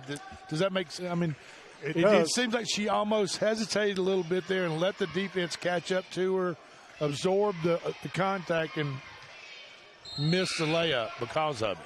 Free throw, Morgan, no good. She either anticipated getting knocked out of midair or she anticipated on taking the brunt and then putting up the score. Right. But she's not accustomed to somebody contesting the shot because she usually steals it and she's got so a clear fast, breakaway. and she's so fast they can't catch her. Exactly. Morgan, 1 out of 2 free throws for 11 points. Makes it a 2-point game. Lincoln County up by 2 with the ball. In the front court. To Brown, top of the key. Kicks it off on the left side. Gets it off Tips. Over to Bryant. Molly Brown for 3. Off the glass, no good. Rebound fought for. Duke battles for it. Saves it. To Mulholland. Columbia with the basketball. Mulholland in the front court. Mulholland drives all the way under. Puts up the shot. No good. Yeah, good foul call. Yeah, she was too late right there. The Columbia player was already in the air on the right side of the goal about 6 feet out, and the Lincoln County player set up underneath her, and she was just too late. Drew the blocking, and Columbia gets 2 shots. Mulholland at the line shooting 2. First free throw, Mulholland is good. And, folks, I'm just here to tell you, these are 2 heavyweights in Region 5 girls basketball going at it tonight in Columbia Central, at Columbia Central High School. Second free throw, Mulholland is good. We're tied at 27. Exactly. 3 minutes, 58 seconds left in the 3rd quarter. We're tied at 27. You're right, 2 very good basketball teams, Columbia Central and Lincoln County. Foul call on Columbia's Morgan. That's her 3rd. As she went for the steal. Didn't get the ball, but she got some person. Foul call, Morgan. That's her 1st. Columbia Central 1st. And Morgan's 3rd foul. Skip pass, Tips to Brown. And there's some pushing and shoving going on between Lincoln County's post player and number 30, Brooklyn Duke, I believe it is, for Columbia Central. Yes, They are jockeying for position and standing their ground when it comes to the post area. Shot no good. Rebound Columbia. Columbia back the other way. 3-point shot no good. There's a foul inside and a foul call Lincoln County on that physicality that you mentioned, Drake. Foul call Lincoln County on Petty. That's only her second. And as physical as she plays, it's been a while since she's been this deep in the third quarter with just 2 fouls. Probably so. I mean, if you watch those 2 in the post, they are pushing and shoving, elbowing, arming, whatever you want to call it. Samira Angus into the game for Columbia also. Columbia works the ball around. Mulholland drives in the trees. Kicks it back out. Kicks it off to Edwards. Edwards works around the arc. Drives the lane. Slips through 2 players. Puts up the shot. No good. Rebound taken off Lincoln But having County. her in the game gives Central that physicality that they need. Yeah, you talking about number 30? Yes. Yes. Brooklyn Duke, exactly. Brooklyn Duke. Ball loose. Slapped away. Taken back by Lincoln County. Brown for 3. No good. Long rebound chase. Pulled off Lincoln County. Back to Brown. Brown for 3 again. Air ball. Air ball. Lincoln County. Petty. Plays with a lot of intensity. Didn't get the rebound. A lot of intensity. Almost wiped out the cheerleaders, but she couldn't save it. Back into the game for Columbia's Crawford as Angus goes out. Also, Brooklyn Duke goes out. Back in for Columbia's Crawford and Davis. Obviously excited at 27 with just over 2 minutes to go in the third. Now every possession becomes magnified, offensive possession, by both teams. Exactly. Edwards with it. Gives it to Crawford. Crawford drives, puts up the jumper. No good. She could have gotten hacked on the way up right there. Shot no good. Rebound taken off Lincoln County. Bryant kicks it off on the right side to Franklin. Back to Brown. Lincoln County running their sets. To Tips. Brown for 3. No good. A long rebound chase. Pulled off Lincoln County. Lincoln County to the hole. Puts up the shot. No good. A rebound ripped out of there by Columbia. Crawford. Crawford burns the break for Columbia. Gives it off to Morgan. Morgan stops. Hangs the shot up. Good by Savia Morgan. Beautiful. Savia Morgan hangs it up on the And that's a lot of growth in her game right there. Instead of driving into the defense, she just stopped and pulled up that little short 6-foot jumper and nailed it. 29-27. Lady Lions up by 2. Lincoln County with the ball. Bryant kicks it off on the right side. Gives it off to Tips. Tips with the ball. Looking for the back cutter. To Petty. Back over to Lincoln County's Franklin. The Tips for 3. No good. Rebound fought for. And put back is good by Petty. Petty got the put back and scores her 6th point. And we're tied at 29 with 45 seconds left in the third quarter. Morgan with it for Columbia. Will Columbia go for the last shot of the quarter? I don't think so. You don't think so? No. It's not in their. It's not their nature to hold on to that ball that long. No. In the trap on the elbow, and that's an interesting call right there. A foul call. But we will take it. Yes. Foul call on Lincoln County on the grab. We call it on Tips, her 3rd. Columbia gets it into Davis. Davis puts up the shot. No good. Rebound, Davis. Spins in the lane. Davis again. Puts it up. Good! Davis scores. Tiana Davis with the bucket for Columbia. Now, right before the Tips had that foul called on her, I was going to comment that her father, the head coach of Lincoln County, had been behaving well. Ooh. Lincoln County runs over a player. Charge is called, I think. Yeah. Offensive foul. Lincoln County on the charge. Runs over a Columbia player. Holly Brown. Holly Brown commits her 3rd foul with 9 seconds left in the third quarter. Columbia leading by 2, 31-29. Morgan with it between the circles. Right side pass to Edwards. Edwards shot no good. And that's the end of the third quarter.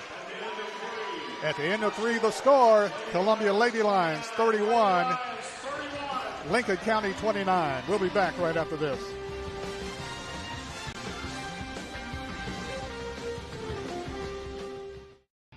Are you looking to turn your car into cold, hard cash today? Don't look any further than Chrysler Dodge Jeep Ram of Columbia. You probably know us for selling cars, but did you know we're in the business of buying cars? That's right. We buy all makes and models at top dollar every day. Show up with your car and leave with cash. It's that easy. Stop by today to get a written offer on your vehicle. Chrysler Dodge Jeep Ram of Columbia is family owned and proud to serve our community. You can count on us. This is WKRM 103.7 FM and 1340 AM, the home for the Columbia Central Lions for the past 75 years.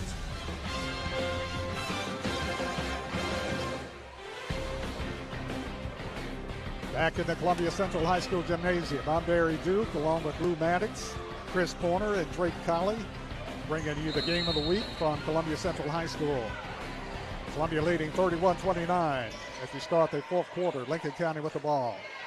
Brown on the right side to Tips. Brown for three, no good. Long rebound taken off Columbia. Crawford. Kayla Crawford brings it in the front court. Crawford, top of the key. Gives it out to Edwards. Edwards to Mulholland for three. No good. Rebound fought for it. Tied up. Noah going to call a foul against Columbia. Foul goes against Columbia's Davis. They're going to call it on Mulholland. Mulholland commits the foul. That's her first. Team first. Lincoln County with the basketball. Molly Brown in the front court. Travel call against Lincoln County. Turns it over to Columbia. Mulholland inbounds the play, gets it into Sabaya Morgan. Morgan with it, sets the play between the circles, gives it off to Edwards. Edwards with it to Morgan. Columbia works it around the perimeter. Ball slapped away, taken back by Columbia. Three-point shot, Columbia, no good. Rebound fought for, tapped around. Slapped away, taken off by Lincoln County. Lincoln County with the basketball. Bonner in the front court. Bonner kicks it off to Tips. To Bryan. Bryan for three is good. Abby Bryan scores her 15-point. Columbia back the other way. Mulholland puts it up, scores. What a play by Mulholland. Great play. Check that Edwards. Yeah. That's Edwards with the bucket. Kayana Edwards scores her 9th point. It's a way to be aggressive. Take the ball to the hole, to the defense right there in that situation. Blocking 33-32 foul call on Columbia number 10 on Davis. Davis commits the foul. Tiana Davis commits her 4th foul. Yeah, she stuck her leg out there and kind of blocked and tripped up the offensive player. Davis commits her 4th foul. Coming in for Columbia Crawford as Davis goes out. Brooklyn Duke in for Columbia also. Lincoln County to inbound the play. Bonner gets it inside. Petty. Petty puts up the shot, scores, and elbows Brooklyn Duke in the back. Petty scores her 8th point. Petty likes the physicality. She likes that she contact. absolutely loves it. She's like, please, I want more of it. She actually ran into the Columbia player, asked for the ball, and then went up and hit the layup. And then poked her in the back with the elbow. All in the same motion. Yeah. 34-33. Lincoln County up by 1. 6 minutes left in the game. Morgan, top of the key. Morgan spins. Morgan kicks it off to Mulholland. Mulholland dumps it inside. Ball deflected. Taken off Lincoln County. Lincoln County pushes it down the floor. Lincoln County Brown puts up the shot. Scores. Brown. Morgan couldn't contest it too much. She has 3 fouls. Yeah. And Columbia calls a timeout. Good timeout by Coach Moore right there. A couple of quick buckets by Lincoln County. It's time to get a timeout and talk about it. Yeah, and I think one of the things that I'm hoping Coach Moore does right here is really try to get Lincoln County on their heels. I know that Lincoln County is up by 3 right here, but it's immediately when that ball hits that basket or immediately when Central gets the ball, they gotta be on a full sprint coming back the other way. Do not allow Lincoln County to set up in their defense, because that's where we can now take advantages and, find a way to score. Exactly. 5 minutes, 41 seconds left in the ball game. Columbia trails by 3, 36-33. It's been physical. And Lincoln County built for the physicality a little bit more than Columbia Central. Yeah, I think Columbia is definitely a little bit more built They're more the Ferrari, and Lincoln County's more kind of the F-150. F-150, yeah. I would say that. 36-33, three-point ball game. But along with Lincoln County's bigger inside game, there's also Bryant, 34 from the outside, who is probably their leading scorer, I would guess, and she can nail the threes. Exactly. She can play inside and outside. That's right. Yeah, That's and she's got good size also. Lincoln County, of course, the much bigger and physical team. Not a lot bigger, but big enough. Morgan with it for Columbia. Kicks it off to Mulholland. Mulholland bumps. Kicks it off to Crawford. To Morgan. They work it. Weave. Got what they wanted. Shot Columbia. Big. Good. Big. Mulholland with the tray for Columbia. That's what that timeout was all about, Chris. A great play right there. Great play call by the coach. Lincoln County with a skip pass. Gives off to Bryan. You cannot leave Bryan open right there. You've got to get somebody close to her to get a hand in her face and she can try to shoot that three. Brown with it, gets a pick, works it on the right side, goes all the way under, puts up the shot, no good. Wow. Rebound, Columbia, Yes. Crawford. Crawford is undercut, and a foul Great call. call right there by the officials. Allie Bonner. That's is called for the extremely foul. dangerous, too. Yeah. Yes, it is. You can't box out in reverse. Absolutely. And get undercut. Every player on the court is entitled to the principle of verticality. In other words, if you put them in a cylinder and go straight up, they are allowed that space on the court. You cannot infringe on that space. Columbia with the basketball. We're tied at 36 with 4:35 left in the game. Edwards with the basketball to Morgan. Morgan working on the left side, hands it off Mulholland. Mulholland has flicked away, going across the wrist. Lincoln County, Maggie Franklin, and Franklin commits a foul, her first, team third. Both teams just have 2 team fouls at this point in the fourth quarter with 4.5 minutes to go. So, Right, second team foul. Morgan with the ball. Gives it off to Crawford. Crawford drives all the way under, puts up a shot, no good. Rebound, Edwards. Edwards ball loose on the floor, fight for it. Tie ball call.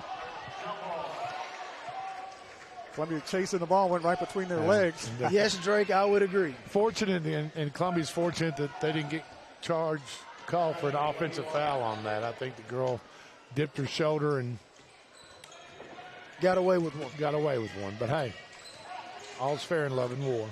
Edwards with it, gives it And off to basketball. Crawford. Columbia throws it away. Columbia turns it over with 4:10 left in the game. We're tied at 36. Lincoln County's ball. Molly Brown for the Lady Falcons. Walks it in the front court. Kicks it off the right side to Grayson Tips. It is the type of game we expected it to be. Exactly, and then some. Lincoln County with it. Tips in a trap. Skip pass to Bryan. Kicks it off to Petty. Petty with a shot on the baseline. They left her open. She knocks it down. That was a nice shot by Petty. About 12-footer from the left baseline. But given tonight, I would have let her take that shot. She's been tearing the backboard down all night. That's her first outside attempt, really. 3-point shot, Columbia, no good. Fight for the rebound, taking off Lincoln County. Coming out of there with it is Bryan. Columbia has to make a defensive stand. Bryan with it in the front court off the Brown. I look for Savia to overplay a little bit and maybe steal the ball here. It's coming. It's coming. Almost right there. Petty with it, happy feet. And timeout call About to call the travel. Lincoln County, exactly. 3:05 left in the game. It's Lincoln County 38, Columbia 36. We'll be back right after this. This is Trip Stoltz, owner and manager at Columbia Ace Hardware. We have changed our store hours to better serve our community. Columbia Ace Hardware is now open from 7 to 7 Monday through Friday, from 8 to 4 on Saturday, and closed on Sunday.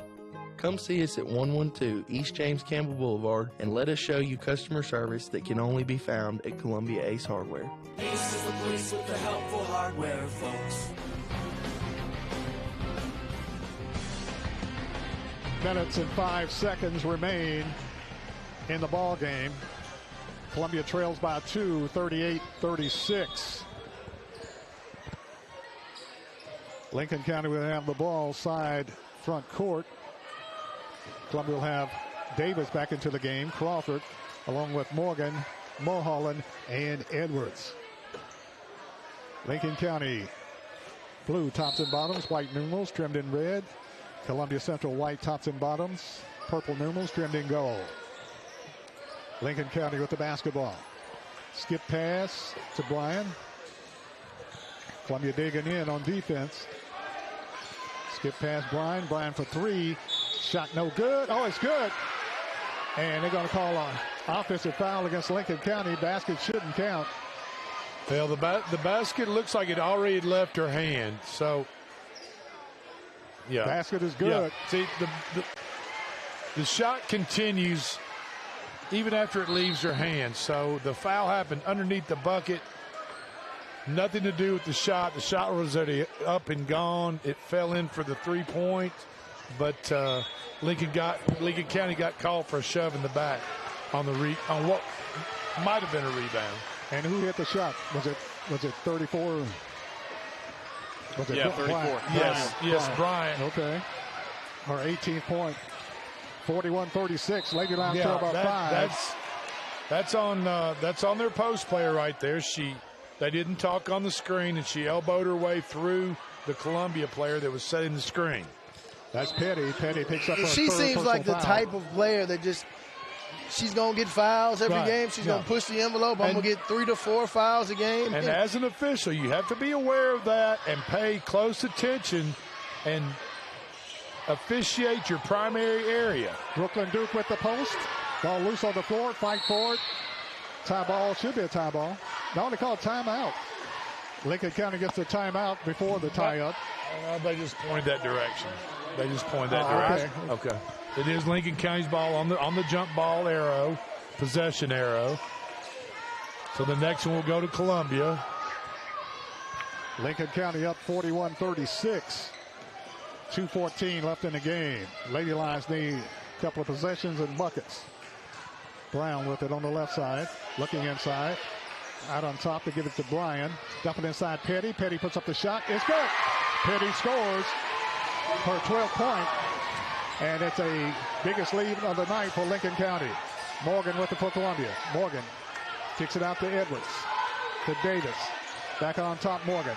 Morgan drives, puts up the shot. No good. Fight for the rebound. Brooklyn Duke lost it.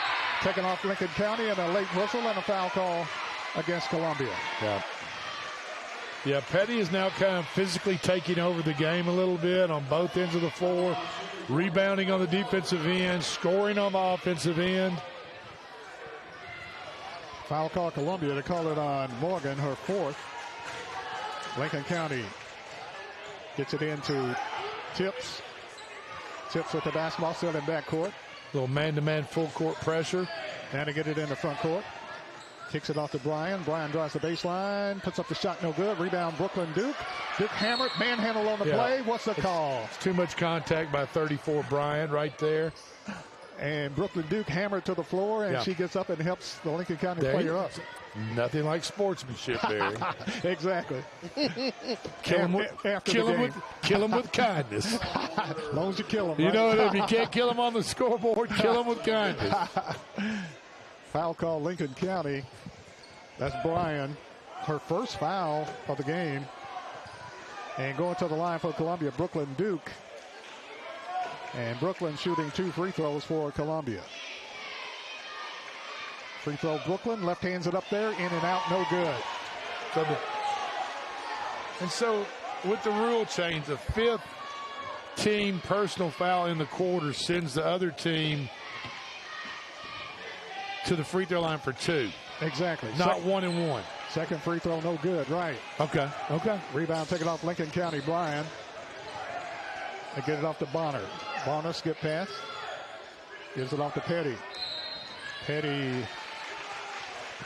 A Petty foul call against Columbia on the play as Petty was manhandling her defender. A little play on words there. Yeah, just Barry, a little bit. Barry Duke has been working on that.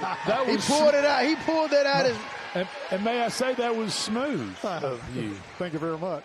Mulholland picks up her second personal foul. Now, Petty is very interesting to watch. I know we got a timeout here, but we're going to keep it right here for a second. Petty is very interesting to watch, and really interesting if you're not on the opposing team, because she is smart. She has smart physicality. She is, and she thrives off of like these intense matchups, the game. She's a big-time teammate. Like, she's picking up her players, but she is ruthless in that post. I mean, she wants the ball. God almighty. She thrives on the contact, on the physicality on the physical side of a basketball game. She almost invites it. Yeah, she's energized. And that helps elevate her game. She's energized. I mean, and like Barry Duke said, I mean, it's watching her play. You kind of get drawn. I mean, she's everywhere. She wants the ball. I mean, she just goes after. She's obviously tough to handle on the inside. Causes the defense to collapse on her. And what does she do? Throw it back out to her partner, 34, outside the arc for a three-pointer. And she plays a game inside the game. Yes. Ball kick loose on the floor. Petty scoops it up. Petty races out. Now she wants to go one-on-one. She can handle the ball. She's a strong player. She's 5'11". Oh! Yeah. A little shove by number 2. And that's all for Sabaya. Check that. That's her. Let's see. Yeah, that's it.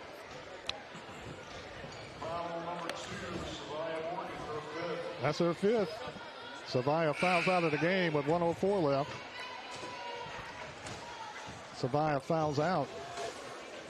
And Brown didn't like the hand check. Sabaya fouls out of the game. Sabaya Morgan fouls out with 13 points tonight for Columbia. Columbia trails 43-36. Molly Brown at the line shooting 2 for Lincoln County. Free throw Brown is good. Brown scores her 8th point. And now with Columbia down by 8, possibly 9, with just over a minute to go in the fourth, they're going to look back on this game and they're going to see just a few minutes of lapses of not scoring and not making that dribbler for Lincoln County pick up that ball and allowing them to go to the hole and hit a layup. And I actually think, too, one of the differences, too, is the depth.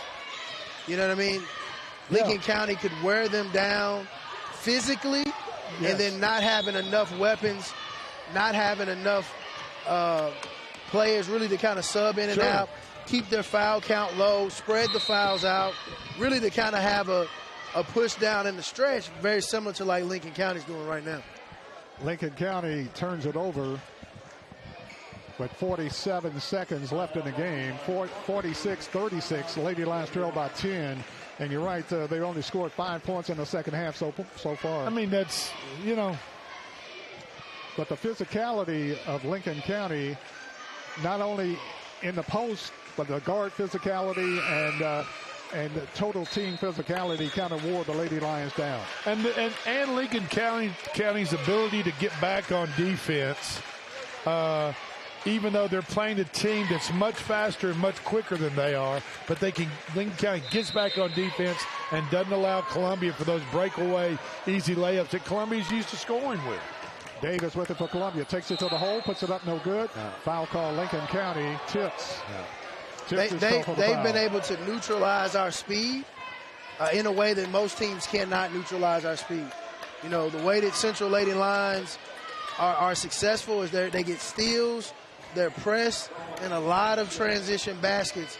And for whatever reason, Lincoln County's been able to figure that out. Tiana Davis at the line. Free throw Davis is good. Breaks a long drought for Columbia. 9-point game with 40 seconds left. And Petty goes out. Tiana Davis will get another free throw for Columbia. Davis free throw is good. Tiana Davis knocks down 2 free throws to break a long drought for Columbia. 8-point game. Intentional foul call against Columbia. Yeah, you can't. I mean, you've got to make an attempt for the ball. You just can't shove a girl in the back and shove her to the ground. Foul call against Columbia with 40 seconds left. Just wasn't a smart basketball play. Foul called on Edwards. She thought she was playing rugby. Technical foul, intentional foul call. Bryan shooting the tech. Free throw, Bryan, is good. I'll take the ball back out to where the foul occurred, which is on the far end of the court. Bryan is 19. She had 23 against Columbia in the last meeting for the Lady Falcons. In that situation, just make an attempt to go for the ball. I don't care if you foul her or not. You're trying to foul her, but just go for the ball. Foul call this time on Columbia. Foul on Tiana Davis. Davis commits her 5th foul. She fouls out with 36 seconds left. So Columbia has 2 players to foul out of this game, Tiana Davis and Savia Morgan. Brooklyn Duke back in for Columbia, as is KK Bailey. Lincoln County at the line. Free throw up and no good by Bonner. Bonner will get another free throw for the Lady Falcons. Second free throw, Bonner rolls off, no good. Rebound, Columbia. Kayla Crawford in the front court for Columbia. Drives, spins, stops, shoots, in and out, no good. Rebound taken off Lincoln County. And foul call Columbia. Foul call on Columbia. Committing the foul for Columbia is Kiana Edwards, her 3rd foul. That would put Bryan at the line shooting 2 free throws for the Lady Falcons. Lady Lions just kind of ran out of gas in the last 5 minutes of the ball game. They had a hard time making shots fall. And about to run out of players, as 2 has already fouled out. Bryan with her 20th point. Free throw is good. And unfortunately, when we have these physical type games like this, I mean, that's exactly what Lincoln County did. They came to impose their will on the Lady Lions, unfortunately, and they took away our speed. And that is our bread and butter. Transition baskets. And we just were not able to get into a rhythm. Being out several days with snow, not picking up a basketball. We were able to be with them close, but that physicality just wore us down the stretch. And the Lady Lions will be back. Sure. It's a long season. They'll be back and be a big problem, come tournament time. Ball knocked around, and Crawford comes up with it, hangs it off the glass and scores, and that's your ball game. 10-point win for Lincoln County. Lincoln County wins tonight over Columbia Central, 50-40. We'll take a quick wrap up, and we'll be back right after this timeout. Hello, I'm Rick Whitley. And I'm Daniel Pollard from Jones & Lang Sporting Goods. We would like to take this opportunity to thank all of you for the many years of support. Since 1966, Jones & Lang has been locally owned and operated and supplying teams from T-ball to college. Stop by and see what we can do for you. We offer a wide variety of services from silk screening and embroidery to our custom trophy and awards department. We're open Monday through Friday, 8 to 5, and Saturday, 9 to noon. Remember, Jones & Lang Sporting Goods, the look of a winner.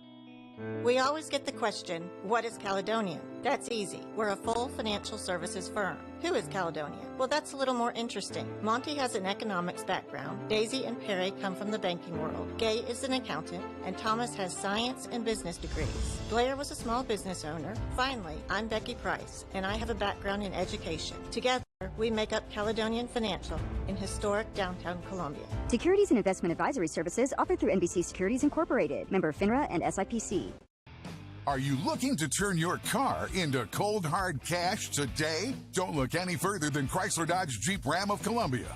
You probably know us for selling cars, but did you know we're in the business of buying cars? That's right, we buy all makes and models at top dollar every day. Show up with your car and leave with cash. It's that easy. Stop by today to get a written offer on your vehicle. Chrysler Dodge Jeep Ram of Columbia is family owned and proud to serve our community. You can count on us.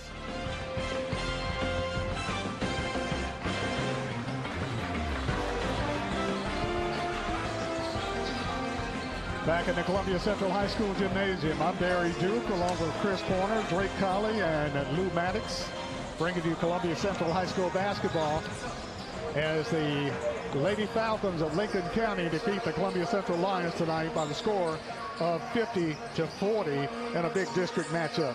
Yeah, and obviously two of the better teams in this region district, and it's just tonight. I think the little larger team physically won the inside game of the Lincoln County team. Took advantage of the smaller Columbia team, and the inside game and the physicality and the size won the day. Exactly. The game. Yeah, the physicality won by 10 in a big matchup, 50-40 over Columbia Central. Columbia had 2 players to foul out of the game, which didn't help them. Which is kind of weird, Barry, because, you know, the identity of this Lady Lions team is physicality and tenacity, and it just kind of seems like they had that, but it was kind of being pushed and used in the wrong spots. They were fouling instead of creating steals and creating good plays on the defensive side of the ball, and it ultimately cost them. Well, and I think, and another thing I mentioned a few times during the broadcast is Columbia Central, as aggressive as Lincoln County was on the offensive end, they have to step up and stop that, make that dribbler pick up their dribble, stop that dribble, stop their momentum to the goal, because there was, I know, a good 4 to 5 buckets out of 50 points, which is 20% of their scoring, that the dribbler just dribbled right between the Columbia defenders and laid it up and in. And you got to make that dribbler pick up their dribble somewhere around the free throw line and get rid of the ball or shoot it. Don't allow them to dribble to the goal and lay it up and in. That's too easy. And the scoring summary looks like this for Columbia Central. Kayani Edwards had 9 points. Savia Morgan had 13. Savia also fouled out with 1:04 left in the game. Anaya Mulholland had 5 points. Tiana Davis had 7 points, fouled out with 31 seconds left in the game. Kayla Crawford had 2 points. She had the last 2 of the game as she hit it at the buzzer for Columbia Central. And Brooklyn Duke had 4 points for the Lady Lions. For Lincoln County, Alyssa Petty, a junior, she'll be back next year. She had 12 points. Molly Brown had 9. Allie Bonner had 2. Abby Blyan had a big night again. She had 21 points for Lincoln County. And Grayson Chips had 4 points for Lincoln County tonight as Lincoln County wins the ball game 50-40 in a big district matchup between Columbia Central and Lincoln County. Well, guys, the next game of the night will feature the Columbia Central Lions with a record of 8-7, 1-2 in the district, taking on the Falcons of Lincoln County High School. Lincoln County coming in with a record of 2-20 on the night, but a very, very good basketball team, Lincoln County. We'll take a short break, and we'll be back with more activities right after this. You're listening to Columbia Central High School basketball action.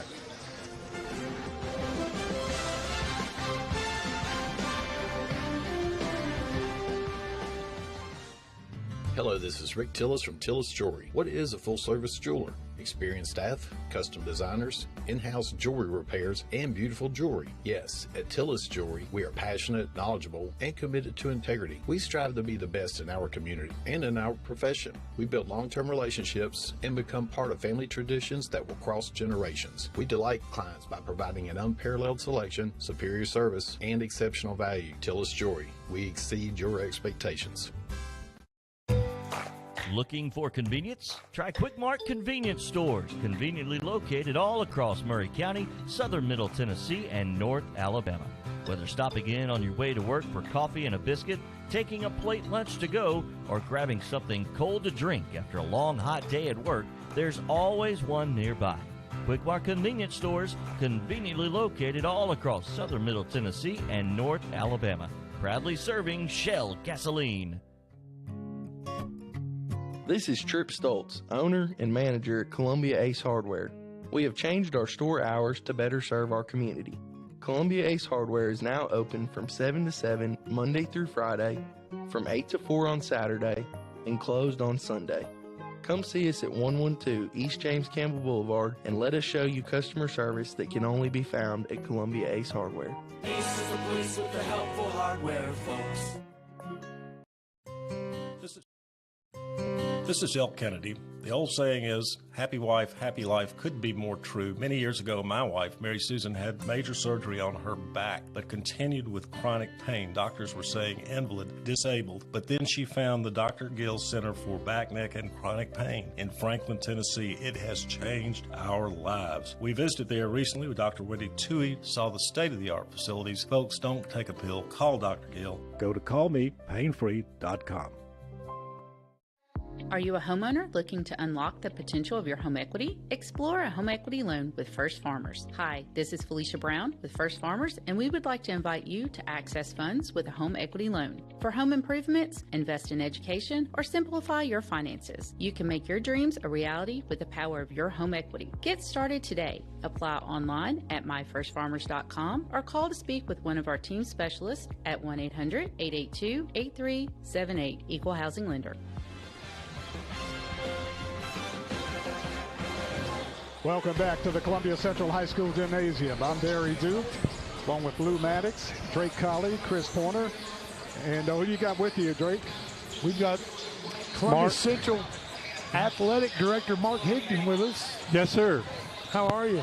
I'm good. How are y'all doing? We're doing great. And coming in the gym tonight, we noticed something that is new to the new gym, but something that's been around for quite some time.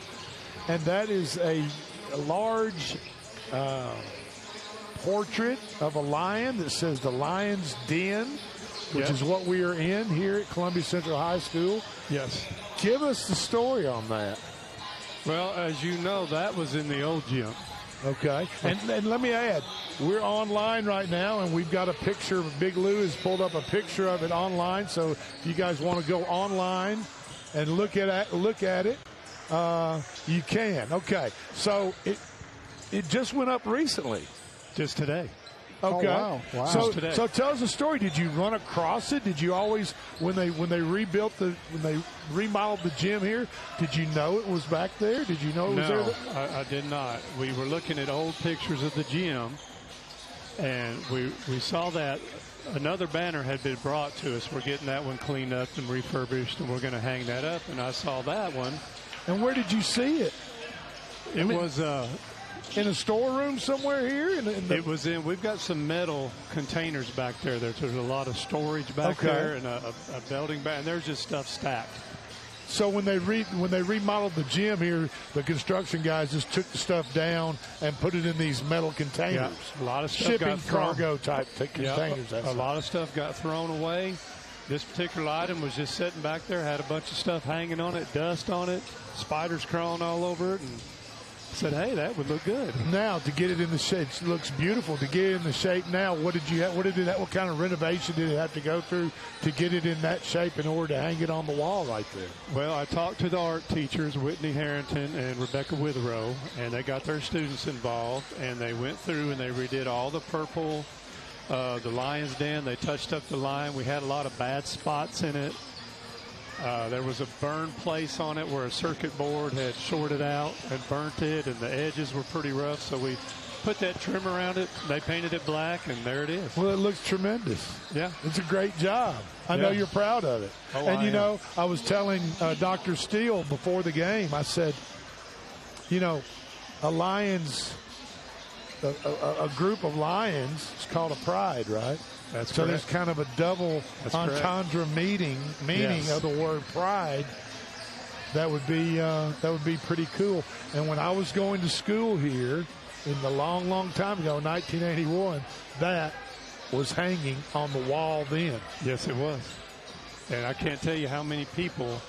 When I took it out of the container, I kind of stood it up back there. Is it about 6 foot high? Is it about? I would say it's good 5 to 6 feet high. It's bigger than that to me. It's pretty close. It looks big. It's pretty big. They had a heck of a time Maybe getting 6 it up by there. 12. I don't know. It's a big piece. It is a big piece, and it looks tremendous. And I want all our listeners to either go online and see it tonight, or come down here to the gym, go to a basketball game, and check it out, because it'll bring back some great memories. Even if you didn't go to high school here but have been here before, and I promise you will remember that piece on the wall. Yeah, Drake, even for my generation and Mr. Higdon as well, I remember going to the old gym as a little kid before I came here and thinking, wow, this is the coolest place I've ever been in. Yeah.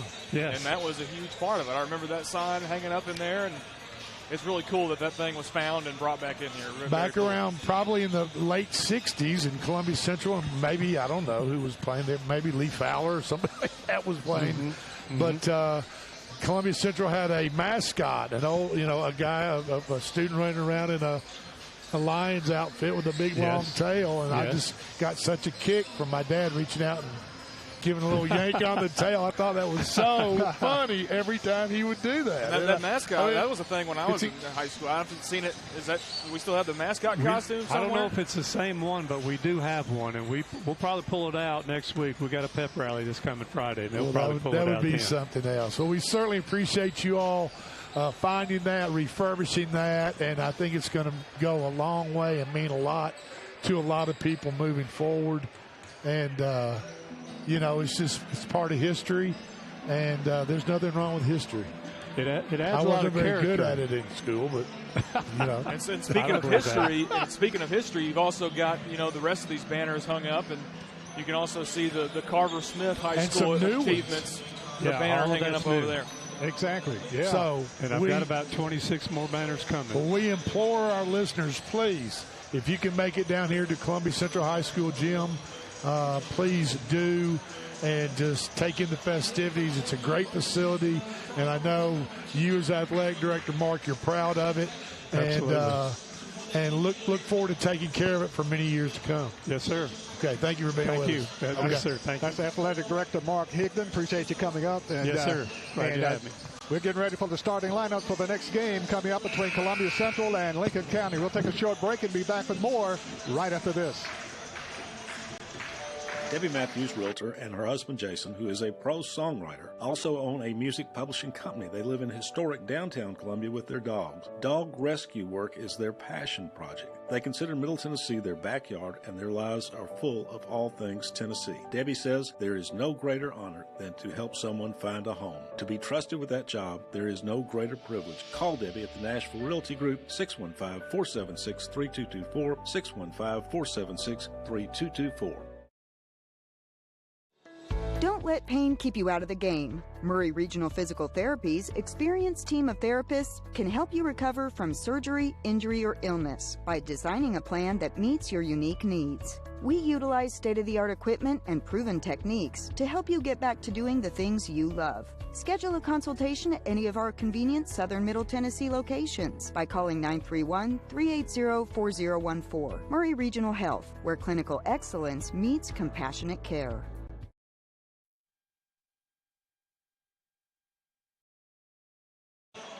Back in the Columbia Central High School gymnasium as we get ready for the starting lineups here tonight at Columbia Central.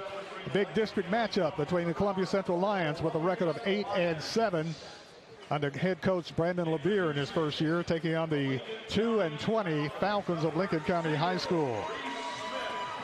Yeah, I think you're gonna, even though the two records are drastically different, I think you're still going to have a good, hard-fought matchup tonight between these two teams. Lincoln County is well known for playing very tough physical basketball and not willing to roll over for anybody. Exactly. Lincoln County will have Reese Smith, Hayden Swinford, along with Tyler Edwards, Cal Kelly, and Cole Snide. And the starting lineup for the Columbia Central Lions, coached by Brandon LeBeer. Number 2 for Columbia, Jordan Davis, a 6'3" senior. Number 3 is Malachi Horton, a 6-foot senior.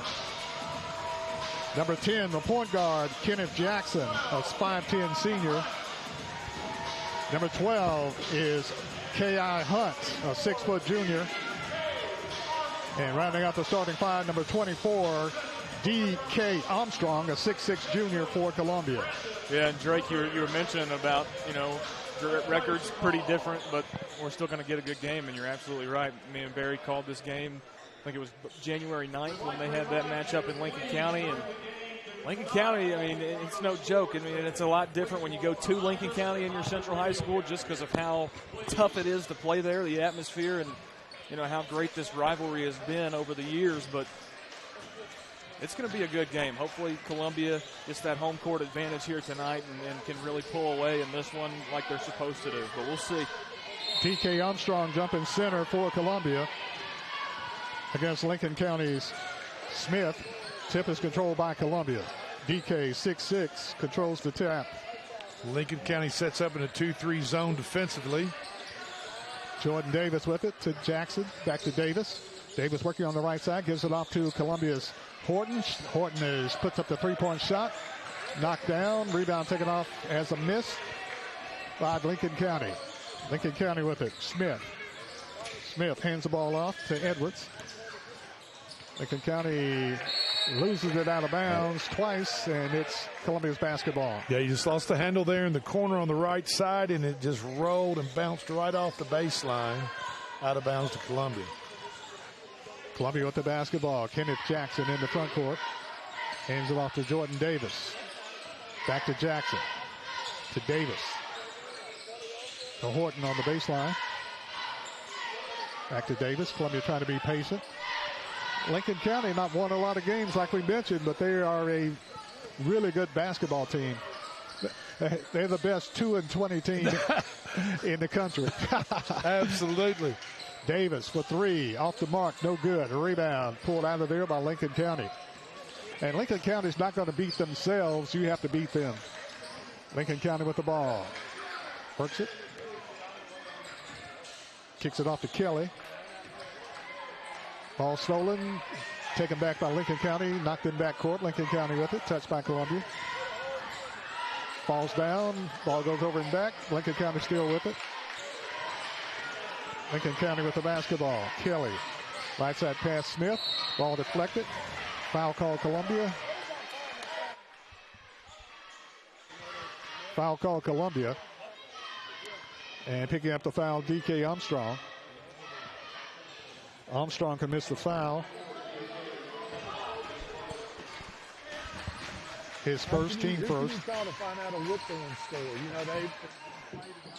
Lincoln County works it around. Smith for three, no good. Rebound over the back. Lincoln County knocks it out of bounds. And it's Columbia's basketball.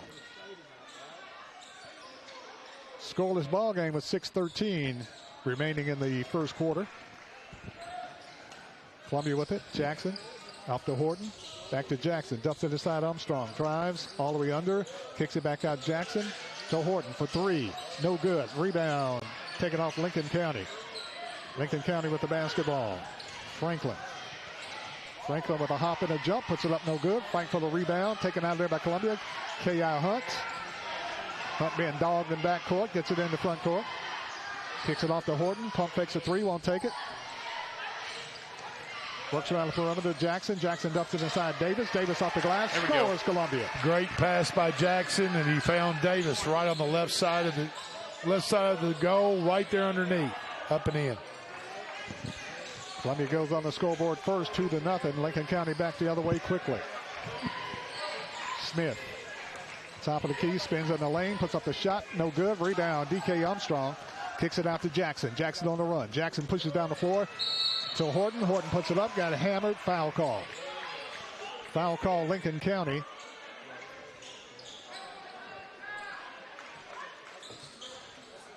Foul called on Lincoln County. Cal Kelly commits the foul, his first, team first. At the line for Columbia, Malachi Horton, senior. Free throw Horton, back rim, no good. Horton will get another free throw. With 5:09 remaining in the first quarter. Second free throw, Horton, rolling, dropping, good. Malachi Horton with his first point. And Columbia takes a 3-0 lead. Full court pressure, Columbia. Reese Davis with it, breaks the press, gets it into front court. Ball slapped away by Columbia's Jackson. Last touch, Columbia. Lincoln County's basketball. Lincoln County, side front court, to inbound it.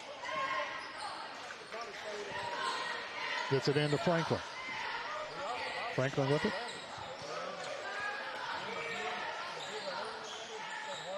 Loses the dribble. Throws it away. Saved by Columbia. K.I. Hunt with it. Got a 2-on-2 break. Hunt to the hole. Hammered. Shot won't go, but foul call. And a blocking foul called against the Falcons of Lincoln County High School. Yeah, I don't know whether it's the layoff from the snow or what it is, but it just the eye test here makes you think that not practicing because of the snow and not being around each other and going through your normal routine as a basketball team has kind of gotten both these teams a little rusty.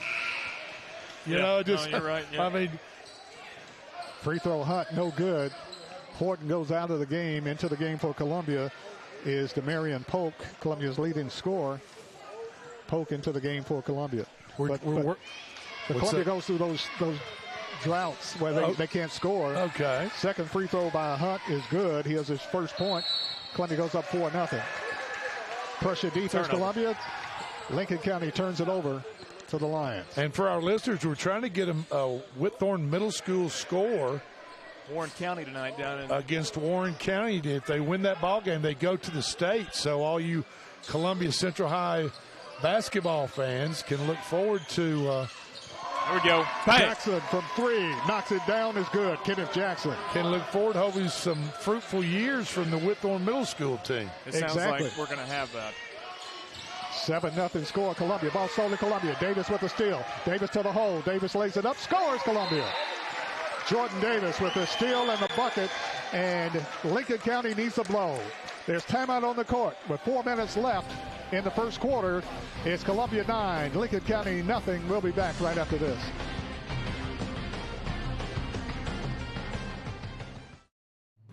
Hello, this is Rick Tillis from Tillis Jewelry. What is a full-service jeweler? Experienced staff, custom designers, in-house jewelry repairs, and beautiful jewelry. Yes, at Tillis Jewelry, we are passionate, knowledgeable, and committed to integrity. We strive to be the best in our community and in our profession. We build long-term relationships and become part of family traditions that will cross generations. We delight clients by providing an unparalleled selection, superior service, and exceptional value. Tillis Jewelry, we exceed your expectations. 4 minutes left. Lincoln County with the basketball. Reese Smith in backcourt, being worked on by Polk. Polk with a back tap. Call for the foul. Demarion Polk is called for the foul on the back tap. His first, team second. And like I said, we're waiting on the score from Whitthorne as they were playing in Warren County, McMinnville. Yes. Lincoln County with the basketball. Not really a huge Max Preps following for middle school basketball, but we'll see what we can do. Okay. All right. Lincoln County with the three-point shot is good, but a whistle blows before this foul, before the shot. Let's see what the call is. They called it on Lincoln County. Now they're going to talk about it. Legal screen, maybe. Was it before the shot or after the shot? We'll see. Mr. Cox pointed the other direction, so we'll see. They go over to the scores table.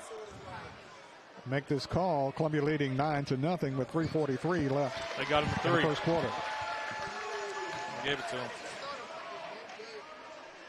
Yeah, they did. Three-point shot is good. Not sure who shot it, but they count the bucket and blow the whistle.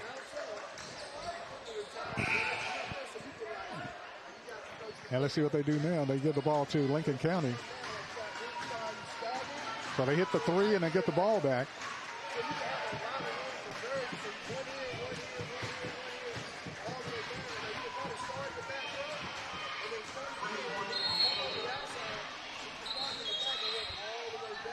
Lincoln County inbounds the play. Now they stop play. Wonder if we'll get to play some ball tonight. Now, Coach LeVere wants the ball out on the side. The ball should go closest to the out-of-bounds spot where the foul occurred or the violation occurred. So if it occurred closer to the sidelines, then that's where the ball should be taken out. Obviously, Coach LeVere does not want the ball taken out underneath Franklin County's own goal. Exactly. Much easier to score, set up some type of scoring out-of-bounds play. So he wants the ball taken out, and I think he's going to be rewarded for his questioning as the ball is taken out next to the scores table. Jaravius Hall in the game for Columbia. Lincoln County can make it a 6-point play. Shot up, no good. Off the rim, no good. Rebound Hall to Jackson in the front court for Columbia. Jackson for 3, short. Long rebound taken off Lincoln County. Reese Smith with the long rebound. Top of the key. Hands off Kelly. Kelly kicks it over to Pack. Pack to the hole, puts up the shot, scores. Pack puts it up and in for Lincoln County.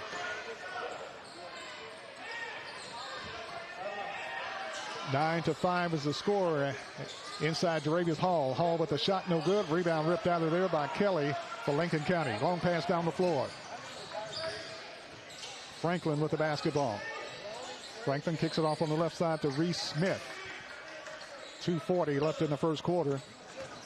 Ball slapped away, slapped to Lincoln County. Lincoln County puts up the shot. It's good. Lincoln County scores. Kelly. Kyle Kelly with the bucket. 7-0 run. Columbia went on a 9-0 run, and now Lincoln County on a 7-0 run. Jackson with it from Davis. Jackson to Davis on the right side. Back to Jackson. Clock down to 2:15 in the first quarter. Chase Tellington into the game for Columbia also, along with Malachi Horton. Jackson with it, kicks it off Davis. Davis for 3, got it. Jordan Davis knocks down the tray for Columbia for his 7th point, and Columbia goes up 12-7. Not a bad football player either. Not bad. Head at the Ball State, yes. Lincoln County dumps it inside Kelly. Kelly, did you walk? Got hacked. He turned and got hacked right there, I think. I guess that's why he walked. Foul call against Columbia. Foul call on Jaravius Hall. Halftime of the Whitthorne Middle School versus Warren County, with the winner going to the middle school state tournament. Knotted up at 21 apiece at halftime. Wow. Oh, wow. Free throw, Lincoln County. Pack, no good. Pack will get one more. Lincoln County making wholesale substitutions. Sticker into the game, along with Edwards. Columbia making substitutions also. PK Armstrong back in, along with Jackson Myers. Second free throw, no good. Rebound, K.I. Hall. K.I. Hunt pushes it down the floor to Horton. Horton with the basketball. Kicks it off to Jackson. Jackson with it to Horton. To Myers. Looking at a 2-3 zone. To Hunt on the baseline. To Horton. Horton back to Hunt. Hunt drives. Reverse layup is good by K.I. Hunt. A little bucket. Yeah, a little dipsy-do there. He drove underneath the bucket and flipped it up with a little spin, and it went in. DK Armstrong with the block off the glass. Another Shot put one. up Lincoln County, no good. Keeps the ball alive. 2 blocks by Armstrong right there. And a rebound tap to Jackson. Jackson to the hole, puts up the shot, runs over somebody. And they call a charge on Jackson. Jackson took it down the lane, commits the foul. His first. Team fourth. Polk back into the game for Columbia. Demarion Polk. Need him to start heating up from behind the arc. Big time. As Jackson comes out. Columbia will have Hunt, Myers, Horton, Polk, and Armstrong into the game. Lincoln County throws it in, deflected. Ball now tell me this. Okay, back tap on the inbound feed and a foul call Columbia. But how can the official that is shielded from that backside make that call? Well, I'm just going to tell you, anytime as a defender that you're willing to take the risk and the chance of reaching in and slapping at the ball, as the Columbia defender did right there, you are opening yourself to a possible foul call right there. Not to say that he made contact or did not make contact, because we're a pretty good piece from where that action happened. But I'm just saying, making that kind of play from behind, slapping at the ball, you're risking the official calling that a foul. Yep. Hassey goes whether to the you line. made the contact or not, Barry. Hassey goes to the line, hit 2 free throws. But I've always wanted to ask that question, so you answered it. You answered it. That's why I didn't know if they had X-ray vision or what. That's why coaches. Poke for 3, no good. Rebound, Armstrong. Armstrong with the putback. Look at DK Armstrong with the putback with one hand, leaning. Scores after the miss by Poke. Armstrong playing great ball on both ends, defensively with a couple of blocks, and then with that putback right there.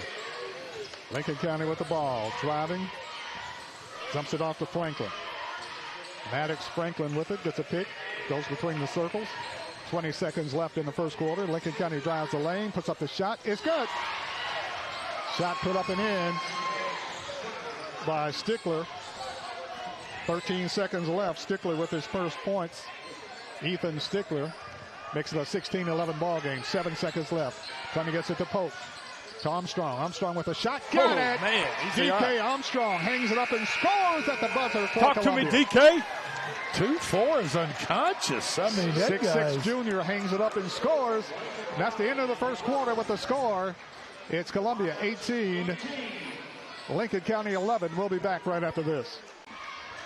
Don't let pain keep you out of the game. Murray Regional Physical Therapy's experienced team of therapists can help you recover from surgery, injury, or illness by designing that meets your unique needs. We utilize state-of-the-art equipment and proven techniques to help you get back to doing the things you love. Schedule a consultation at any of our convenient Southern Middle Tennessee locations by calling 931-380-4014. Murray Regional Health, where clinical excellence meets compassionate care.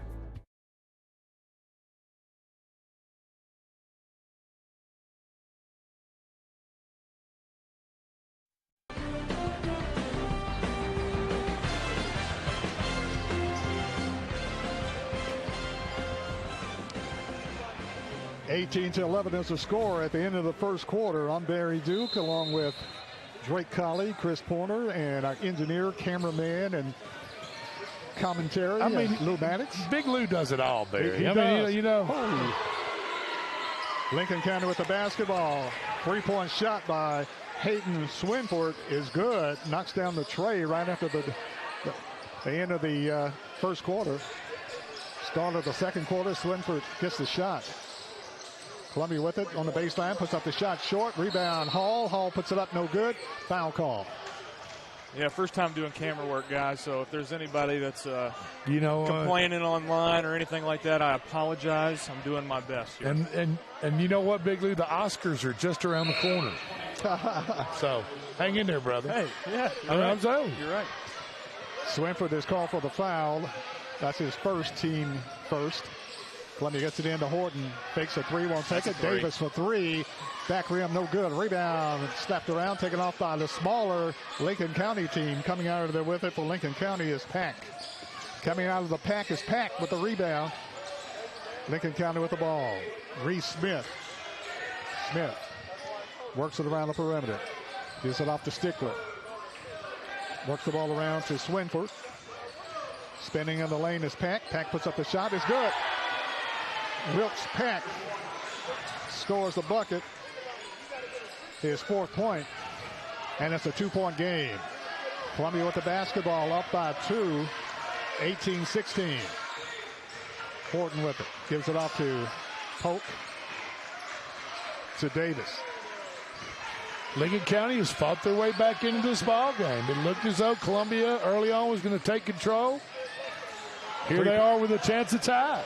3-point shot by Columbia's Horton, no good. Lincoln County back the other way. Columbia with the steal. They get it into Jaravius Hall. There we go. Hall to the glass, lays it up, and it's good. Jaravius Hall. Great pass that time by Davis to Hall, and Hall bangs it in. Yeah, that's a charge right there. Lincoln County player runs over Columbia player. Charge is called. Turns it over to Columbia, 20-16.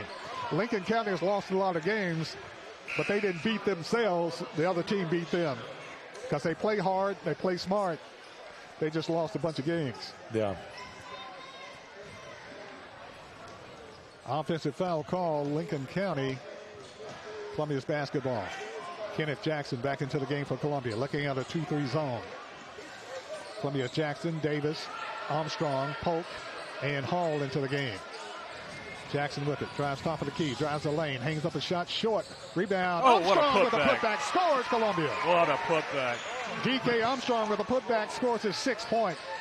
And Columbia takes a 22-16 lead. Travel. Smith with it, travels, turns it over to Columbia.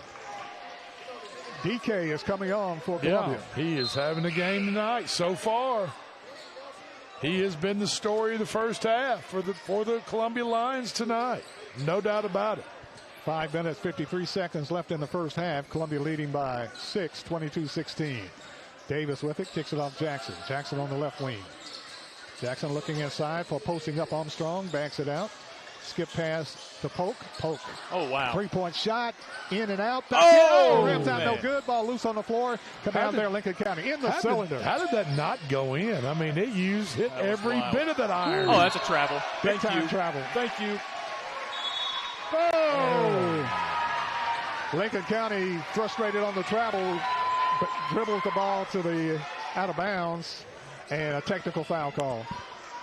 And I'm not sure that was warranted. Well,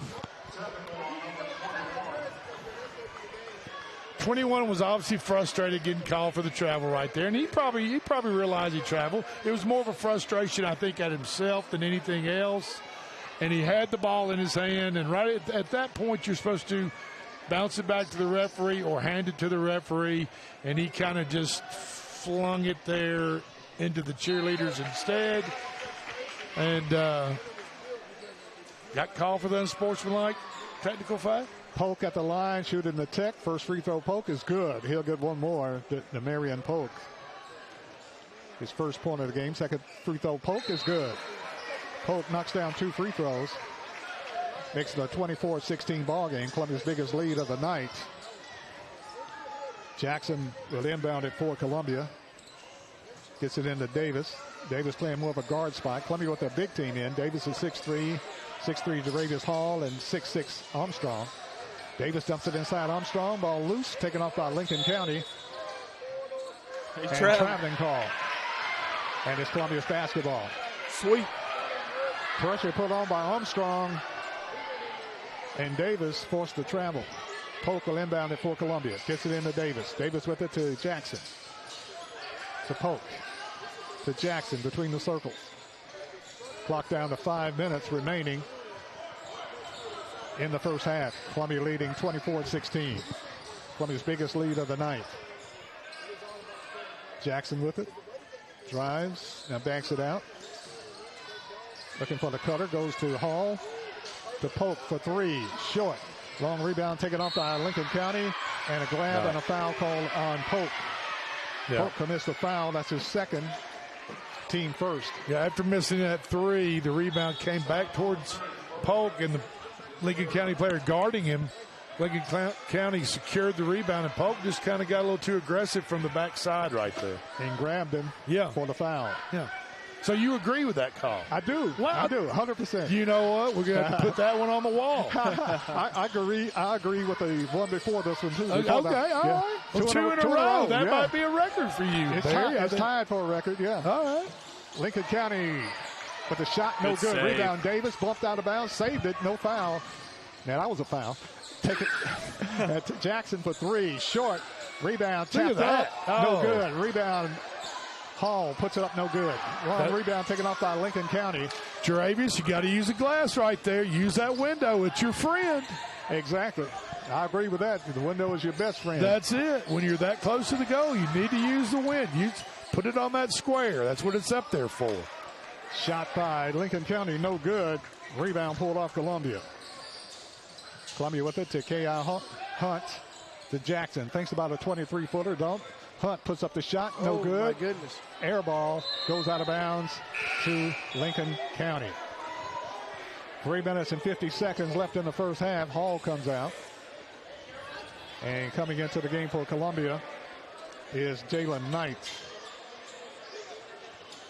Knight is a 6'1" sophomore. Lincoln County with the basketball. Reese Smith gets it in the front court. Gets it off to Franklin. Back over to Smith. Lincoln County works it around. Kelly. Smith drives the baseline, puts up the shot, blocked away by Columbia. Armstrong. Davis races down the floor, got a 1-on-4 break, puts up the shot. It's good. Jordan left Davis. hand, left side. Textbook basketball. Yeah. Davis was not going to be denied getting the ball to the hole that time. 9 points. Jordan Davis on the bucket, 26-16. Lions up by 10, the biggest lead of the night. Lincoln County, top of the key, spins in the lane. Lincoln County kicks it out. 3-point shot, no good. Rebound, Columbia. Davis pushes it down the floor. And I like the pace of Columbia Central. Pushing the basketball. Gets it off to Jackson. Jackson reverse dribble. Dumps it off to Jalen Knight. Throws it away. Taking off Lincoln County. Lincoln County with a layup. That's a travel. Lays up and scores. Lincoln County. On the steal, Les Smith. That was the old NBA stuff right there. Yes, no it doubt was. about it. Just like it. 5 points. I believe Smith. Drake Colley would have called it. Sent it the other way. He would have waved it out. He would have took all those boos from Lincoln County and jogged himself all the way back. You know as well as I do, and all our listeners know, they don't call traveling in the NBA. Come on, there's no such thing. But I'm saying Drake Colley would have. They do in high school Even basketball. from the days of Michael Jordan, you don't call traveling. This is high school. That's right. It is high school. Yeah, I believe Drake Colley would have took all those boos all the way back while the Columbia Central High School fans clapped for him. He would have been smiling, too. Yes, he would have smiled the whole way. I believe they're right. 2:47 left in the first half. Columbia's lead is cut to 8. On a great steal that time by Smith, and Smith takes it to the rack and scores for Lincoln County. Columbia's Horton into the ball game. Horton with the ball. Gives it off to Corbin Williams. Dumps it inside to Tellington. Back to Horton. To Williams. 22's Williams good. drives, puts up the shot, no good. Rebound, Columbia puts up the shot, rolls it in, it's good for Columbia. And I did get an update from on the Whitthorne Middle School game. It is tied 21-21 at halftime. Got you. And that's Wade. Wade puts up the shot and scores for Columbia. Lincoln County gets it inside, spins, puts up the shot. It's good. Good shot. By Lincoln County's Silas Black. Check that pack. Pack with the bucket is 6 points. Coach Brandon Levere is not afraid to play his bench. He always go deep into the bench. Columbia with the ball. Whole bench in there right now except Horton. Yeah, Jalen Knight kicks it out. Tellington with it. So Horton jumps it inside to Columbia's. See what the call is. Whistle block foul call, block call. And Columbia's Wade with the bucket. I mean, not the bucket, but they got fouled on the play. I had a chance to have a conversation with Coach Higdon. You all talked to him on the radio, but we talked to him shortly. And I know he talked about those banners and all of that history that has gone up. And I know folks like the Travis Houstons of the world, the Daz Goodmans, the Ricardo Williams and Hollis Hamptons, and even the Barry Dukes, the Fred Jenkins, the legends. The Waddell Williams, Fred the Trent Jenkins. Corners of the world, the Ronnie Baileys, the DeQuinn Goffs, Larry Marks. Larry Marks. I mean, when they come back here and see this, I mean, they're going to feel like they're back at home. I tell people it's the Purple Palace, not necessarily the Lions Den, but they put the sign up, so I guess we're going to adopt it as the Lions Den. If you talk to the old school players, they say this is not the Lions Den. Right, yeah. Not yet. They're going to have to fill it to the rafters in here. Exactly. Every night for like 2 years straight to adopt that name fully. But I tell you what, with this group being talked about coming out of Whitthorne Middle School, if they can hold them together and get them over here to Central, might really have something special. Go have something special. Speaking of Whitthorne, 28-28 midway through the third quarter. Okay. Knight with the shot, no good. Rebound, Wade puts it up, no good. Battle for the rebound, knocked out of bounds. Lincoln County. It should be Columbia's ball, and it is. Wade has come in, knocked down 2 free throws and a bucket for Columbia. Actually, 2 free throws. Almost had a bucket, but he's battling the board. That's what you got to have. Wade. You got to have somebody to get down in there and do the dirty work. Columbia with it, Knight to Williams to Horton. Bunch of freshmen and sophomores in the game for Columbia. Williams with it, gets it to Horton. Horton thinks about a 3, won't take it. Corbin Williams Dumps it off to Tellington. Tellington with a shot off the glass, no good. Rebound taken off Lincoln County. Lincoln County pushes it down the floor. Lincoln County with the basketball. Smith down the lane, and Wilk lays it up. It's good. Wilk with the bucket for Lincoln County for his 8th point.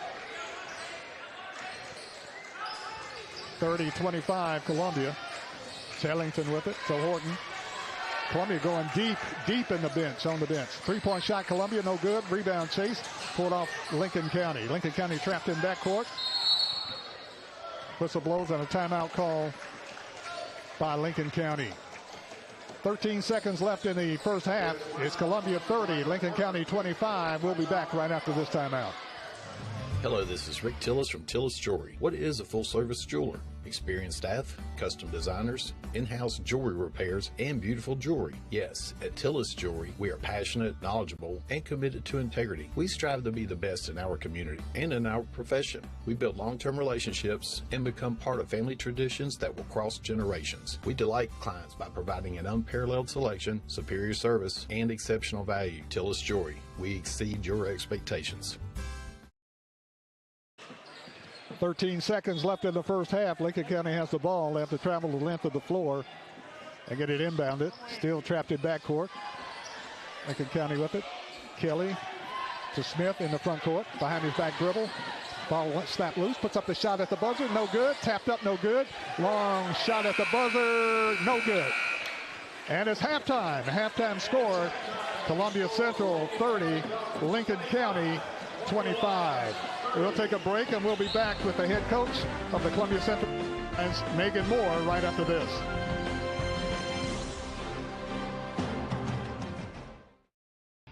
Are you looking to turn your car into cold hard cash today? Don't look any further than Chrysler Dodge Jeep Ram of Columbia. You probably know us for selling cars, but did you know we're in the business of buying cars? That's right, we buy all makes and models at top dollar every day. Show up with your car and leave with cash. It's that easy.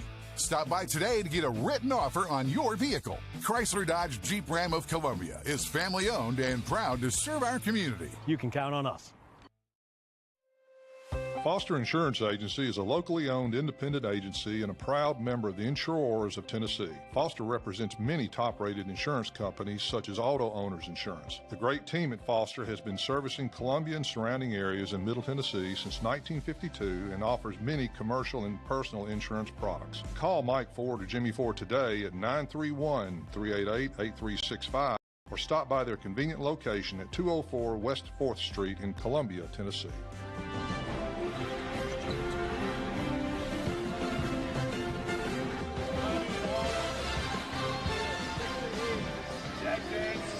Back in the Columbia Central High School Gymnasium, it's halftime. The Columbia Central Lions on top of Lincoln County in a big district matchup. Columbia Central 30, Lincoln County 25. Coach Megan Moore's got laryngitis. She can't talk. And with us right now, Kayana Edwards and Savia Morgan. And tough game tonight against Lincoln County. They were very physical tonight. Yes. They were very physical, especially one player in particular, but they were very aggressive and very physical, and they came out and won the game tonight against the Lady Lions, and that's their second win of the Columbia in a row, winning tonight 50-40 over Columbia Central. Yes.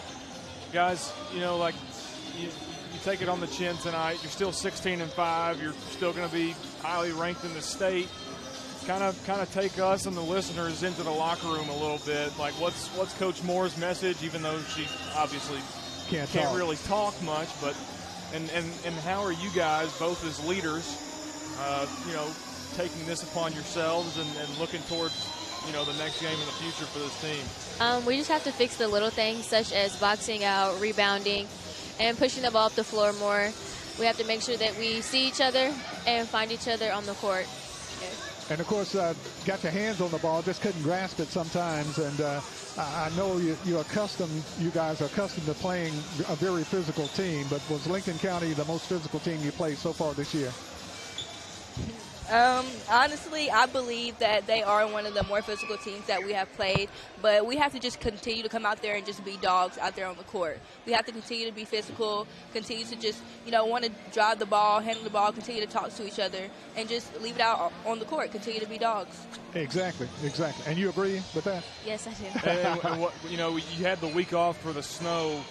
Did you guys feel any rust coming out, or were you guys smooth, or did you guys get to practice any last week, or not last week, but the week before? What did that look like?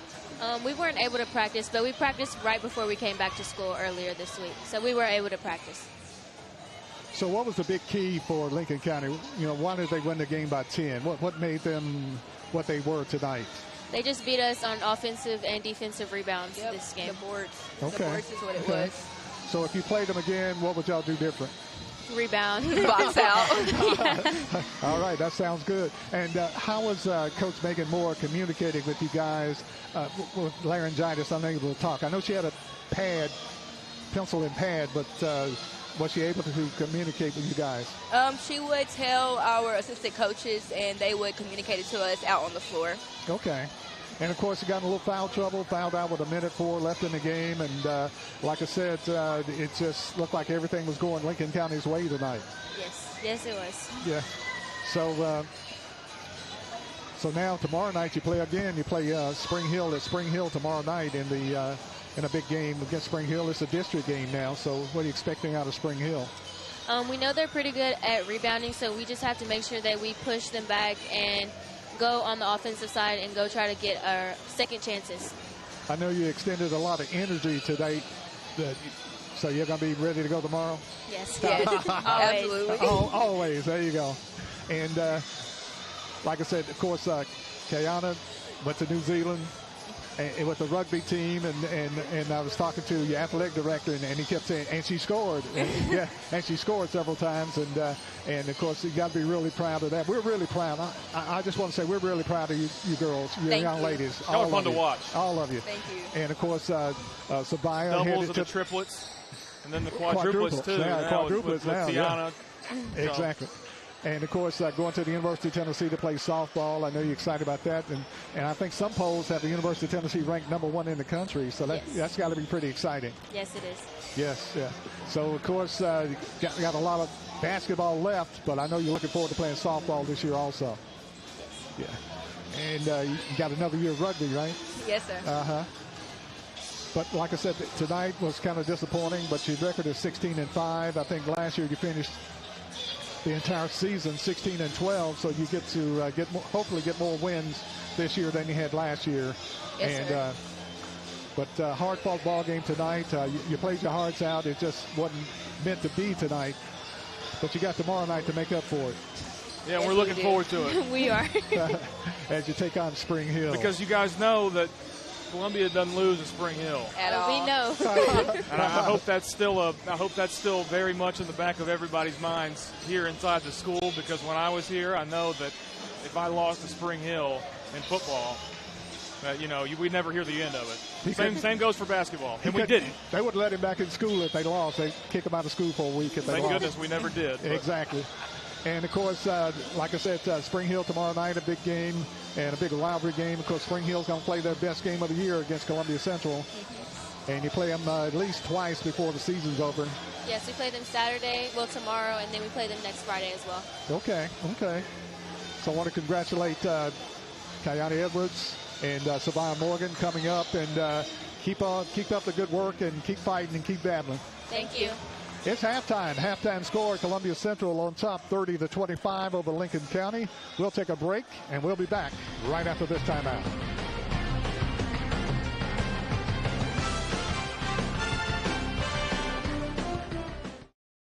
Are you a homeowner looking to unlock the potential of your home equity? Explore a home equity loan with First Farmers. Hi, this is Felicia Brown with First Farmers, and we would like to invite you to access funds with a home equity loan. For home improvements, invest in education, or simplify your finances, you can make your dreams a reality with the power of your home equity. Get started today. Apply online at myfirstfarmers.com or call to speak with one of our team specialists at 1-800-882-8378, Equal Housing Lender.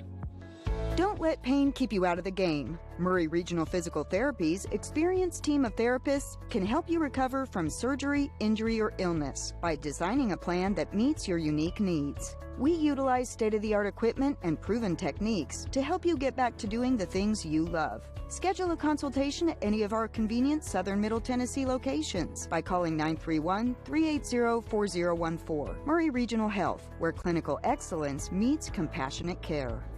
Hello, I'm Rick Whitley. And I'm Daniel Pollard from Jones & Lang Sporting Goods. We would like to take this opportunity to thank all of you for the many years of support. Since 1966, Jones & Lang has been locally owned and operated and supplying teams from T-ball to college. Stop by and see what we can do for you. We offer a wide variety of services from silk screening and embroidery to our custom trophy and awards department. We're open Monday through Friday, 8 to 5, and Saturday, 9 to noon. Remember, Jones & Lang Sporting Goods, the look of a winner.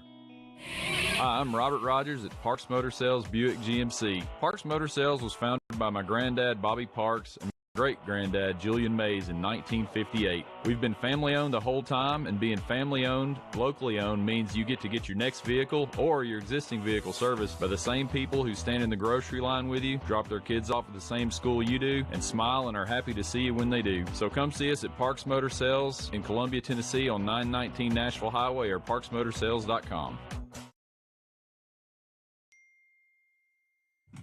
This is WKRM 103.7 Columbia, Tennessee. Your home for the Columbia Central Lions for over 75 years.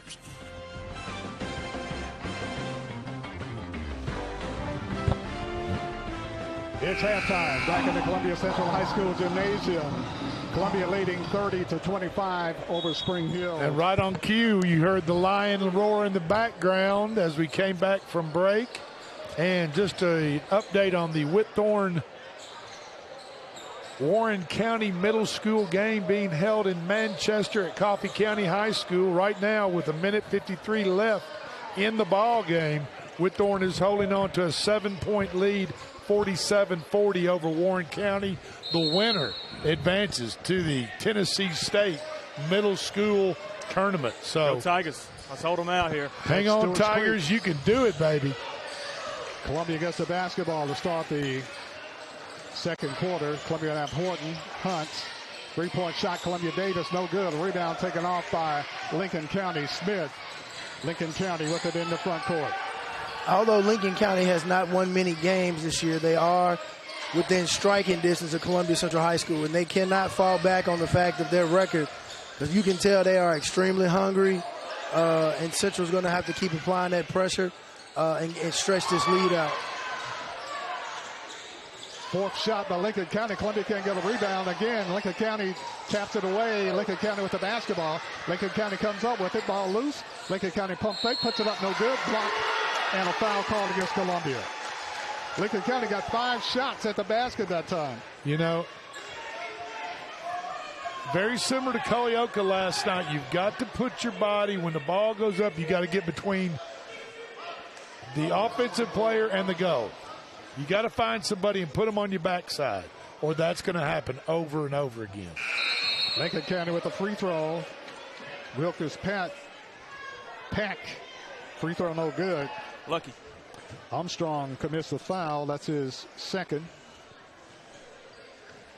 And Pack will get another free throw. He missed the first. Second free throw, Pack, no good. Rebound ripped out there by Columbia. And a foul call, Lincoln County. Lincoln County commits the foul.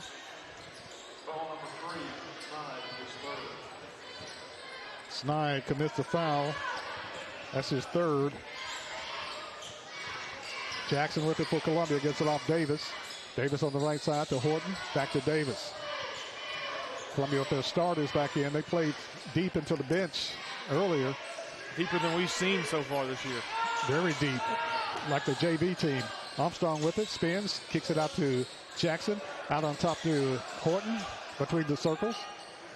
Lob inside. Davis, skip pass. Jackson for three, no good. A rebound, Armstrong. Armstrong spins, dumps it good inside. Pass. Good pass. Horton puts it up, no good. You got to Shot finish no that, good. man. You got to finish that. And rebound taken off Lincoln County, and foul call against Columbia. I didn't see the foul. Did you see it? I didn't notice, but oh, okay. 47-45 with a minute to go in the Whitthorne game. Oh, man. 47-45. 47-45 with a minute to go. Warren County has come back. Lincoln County's ball. They dump it inside Smith. Reese Smith with it in a trap. Poke back in for Columbia. Smith pushes it down the floor, goes all the way, puts it up, no good. Rebound Lincoln County, puts up the shot, no good. Tapped up again, no good. How are we unable to get a rebound? 1-on-3 break. Jackson to the hole, lays it up there. Good! Big bucket, Kenneth Jackson for Columbia. Kenneth Jackson with his 5th point. Takes it to the rack, lays it in. First points of the half.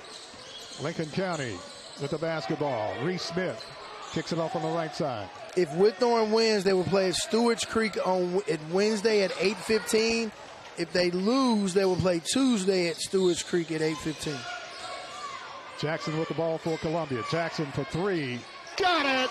Big bucket, Kenneth Jackson. Jackson knocks down the tray for his 8th point. Nice stroke. That was to big. the right side of the top of the key. Lions go up by 10. Lincoln County with it, trapped in backcourt.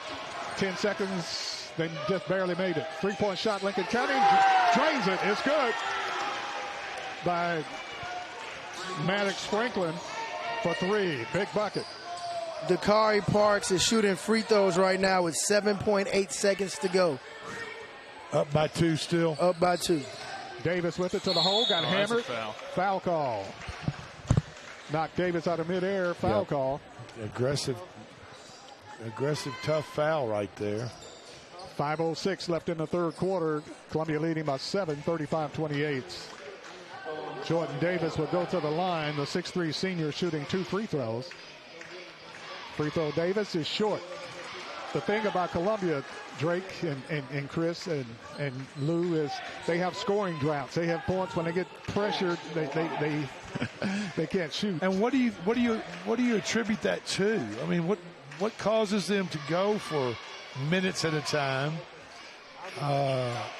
Is it lack of concentration or just... Davis' second free throw is good for his 10th point. Noah is trying too hard, putting too much pressure on himself. Trying too hard. I got you. Yeah. Lincoln County with it, breaks the trap. Ball stolen by Columbia. Davis with it. Gets it to Jackson. Jackson drives, hangs it up there. Good! Kenneth Jackson. There we go. Dakari Parks nailed his first free throw.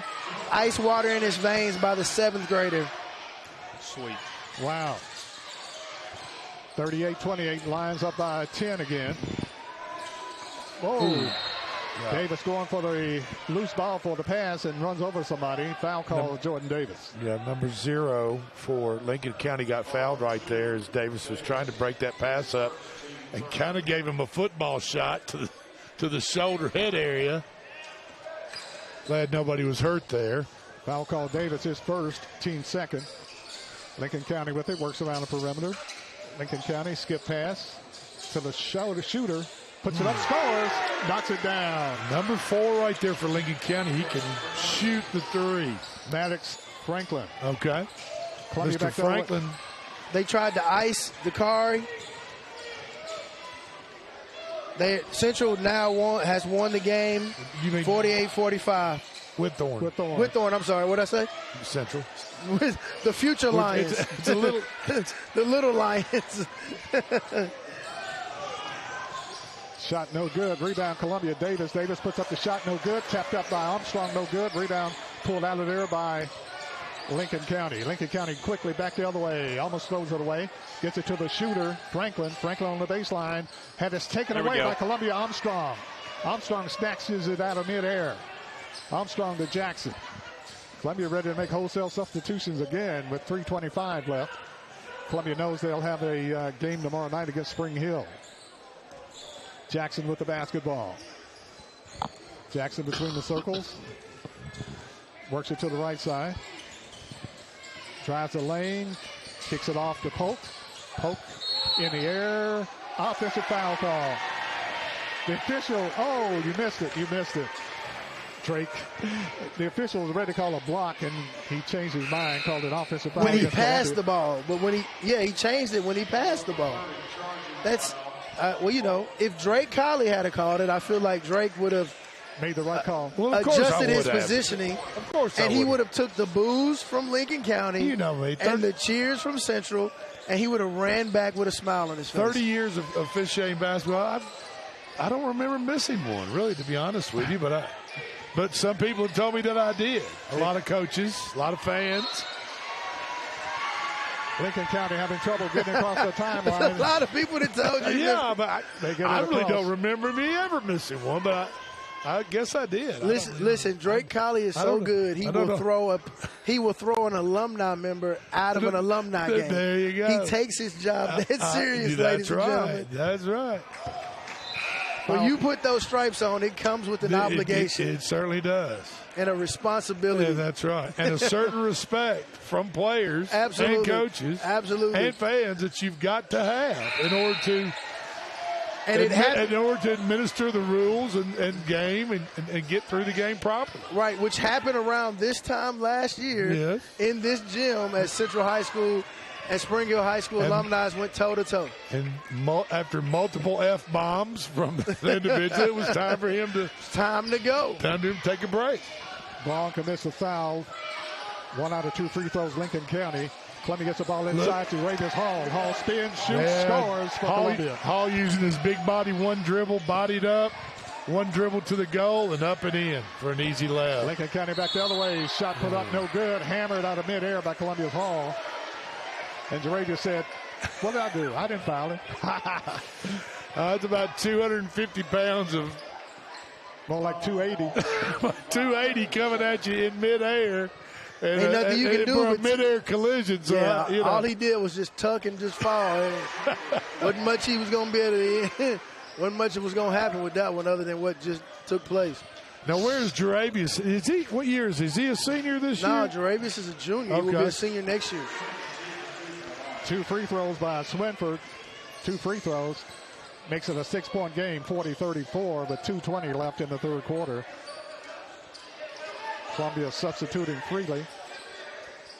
Hunt with it to Jackson. Jackson with it to Knight.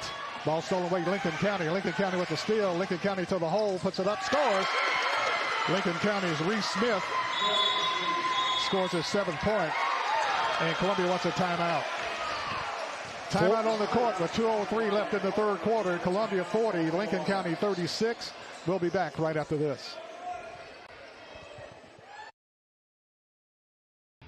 Are you looking to turn your car into cold, hard cash today? Don't look any further than Chrysler Dodge Jeep Ram of Columbia. You probably know us for selling cars, but did you know we're in the business of buying cars? That's right, we buy all makes and models at top dollar every day. Show up with your car and leave with cash. It's that easy. Stop by today to get a written offer on your vehicle. Chrysler Dodge Jeep Ram of Columbia is family owned and proud to serve our community. You can count on us. This is WKRM 103.7 Columbia, Tennessee. Your home for the Columbia Central Lions for over 75 years. So Whitthorne actually has 2 minutes and 3 seconds left in the third quarter. Columbia's lead is cut to 4. Lions will have the basketball. Hunt gets it off to Jackson. And Whitthorne won the game? Yes.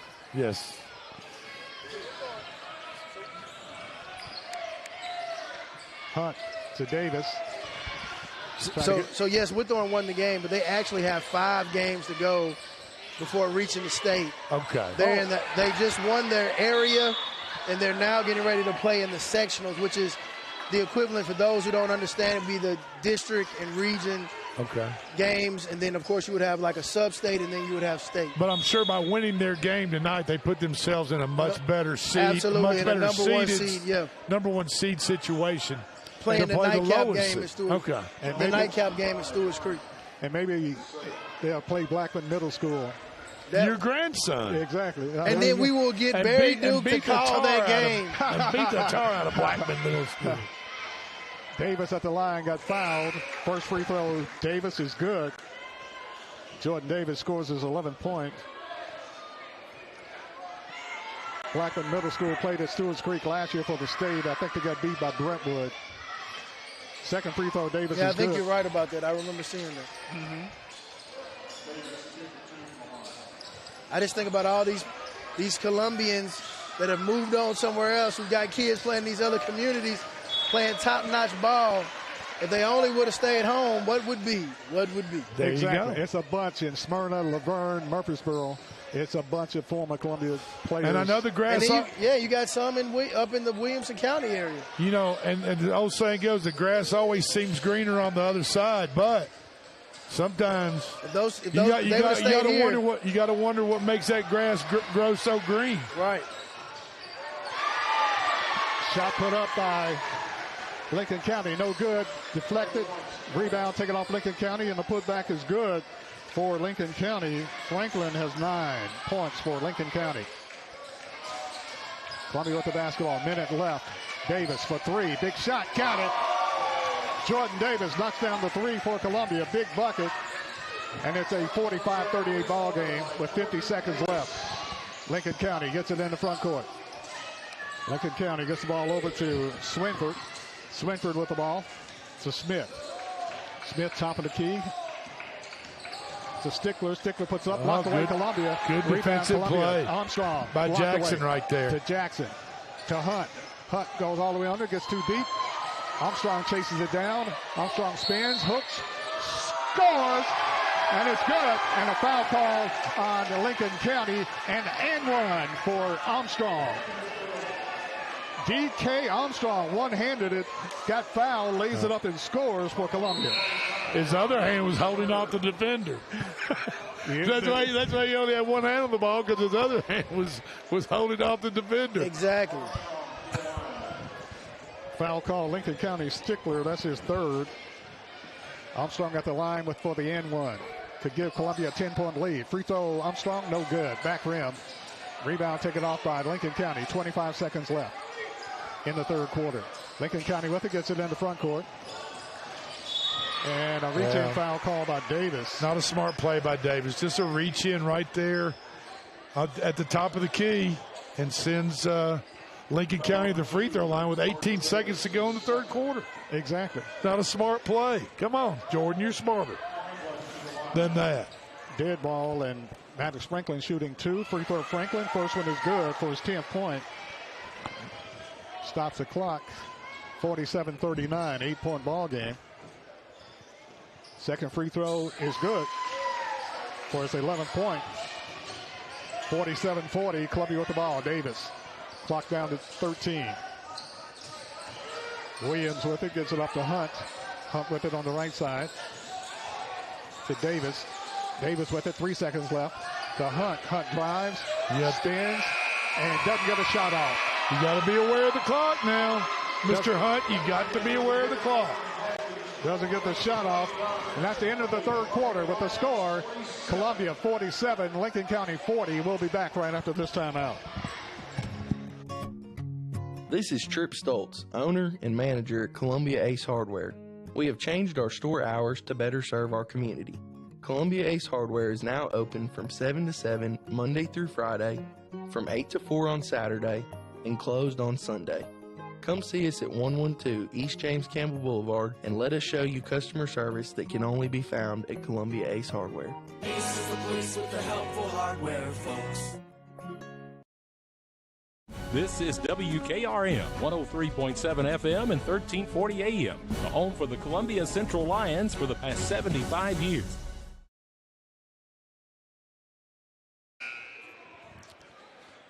(47-40), Columbia up by 7.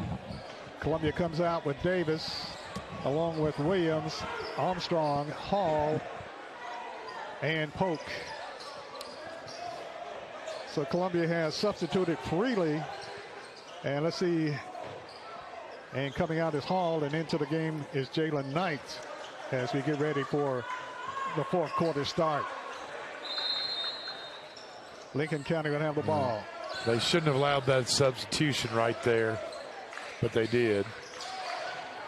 Lincoln County with it with a little momentum. There's the shooter. The shooter is Franklin. Lincoln County with it. Gives it off to Swinford. To Kelly. Lincoln County works it around, trying to get a shot. Swinford with the basketball. Off to Franklin. Back to Swinford. Lincoln County working around, trying to shorten the game. Lincoln County drives the baseline, spins, gets it out to the shooter, Franklin. They work it around, going to shorten the game. 7:15 left in the game. Lincoln County with it. Kelly spinning in the lane, puts up the shot. It's good. Lincoln County scores. Pack has 10 points. Again, Central has to be extremely careful right here. The game is far from over. They need to stay locked in and focused, put this game away. And take care of the ball. You know, take care of the ball. Don't make. Davis with it, drives, puts up the shot, scores, and a blocking foul. Basket is good. Basket is good by Davis, and a foul call against Lincoln County. And Barry, right there, referees give it, and referees take it away. And so, you know, right there, to be grateful that he didn't come out with a charge in that situation. And the basket counts, and he'll go to the line for the N1. And Drake, you're right. Okay. Thank you very much. Thank you very much. Yeah. Jordan Davis at the line, shooting the N1 for Columbia. The three-point play. Looking for point number 16, doesn't get it, rolls out of there. Lincoln County with it in backcourt. Bump and they call a double dribble. Double dribble called, and Lincoln County turns it over. I thought they were going to call a foul on Williams, but a double dribble, and Lincoln County contingent is upset. 6 minutes, 42 seconds left. Columbia will have the ball. They get it into Davis, to Williams. To Polk. Polk drives. Now hangs it off Davis. Davis for three. Got it. Jordan Davis knocks it down. Big bucket. Big for his bucket. 20th point. And Columbia goes on top by 10. Yeah. Lincoln County wants a timeout. 6:33 left. Columbia calls it. 6:33 left. Columbia up by 10. We'll be back right after this. Don't let pain keep you out of the game. Murray Regional Physical Therapy's experienced team of therapists can help you recover from surgery, injury, or illness by designing a plan that meets your unique needs. We utilize state-of-the-art equipment and proven techniques to help you get back to doing the things you love. Schedule a consultation at any of our convenient Southern Middle Tennessee locations by calling 931-380-4014. Murray Regional Health, where clinical excellence meets compassionate care.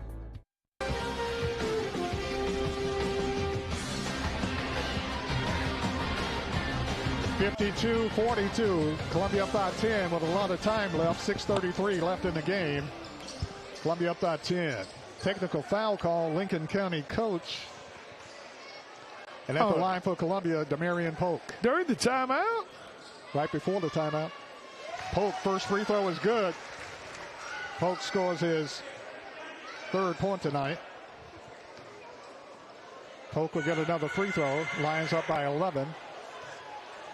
Second free throw, Polk, is good. Demarion Polk knocks down 2 free throws for his fourth point. And Columbia leads by 12. Columbia brings Jalen Knight into the game.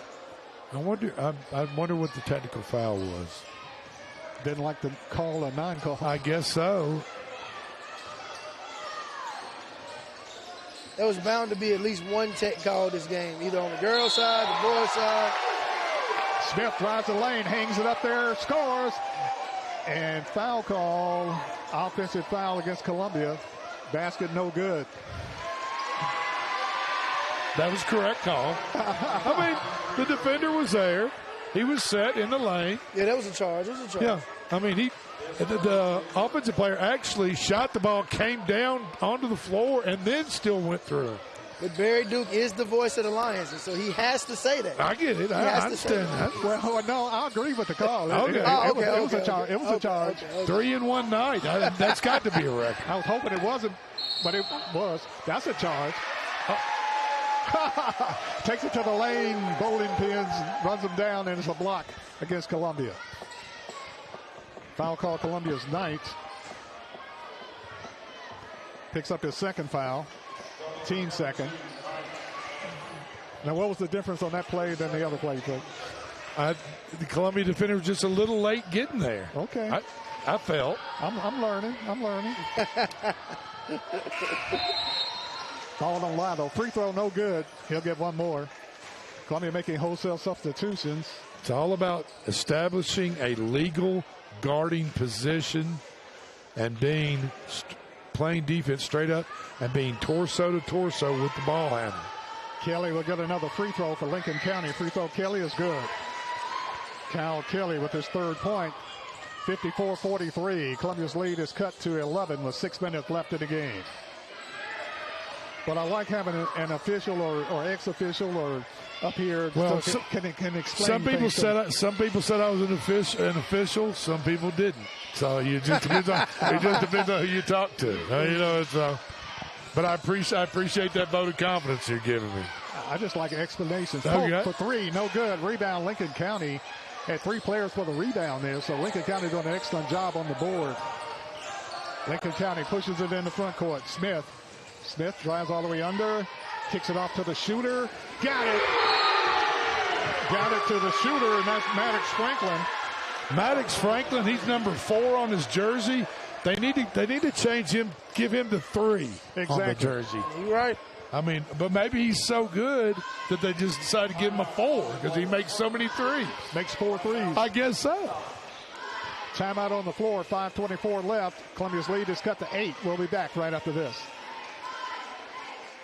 Foster Insurance Agency is a locally owned independent agency and a proud member of the Insurers of Tennessee. Foster represents many top-rated insurance companies such as Auto Owners Insurance. The great team at Foster has been servicing Columbia and surrounding areas in Middle Tennessee since 1952 and offers many commercial and personal insurance products. Call Mike Ford or Jimmy Ford today at 931-388-8365 or stop by their convenient location at 204 West 4th Street in Columbia, Tennessee.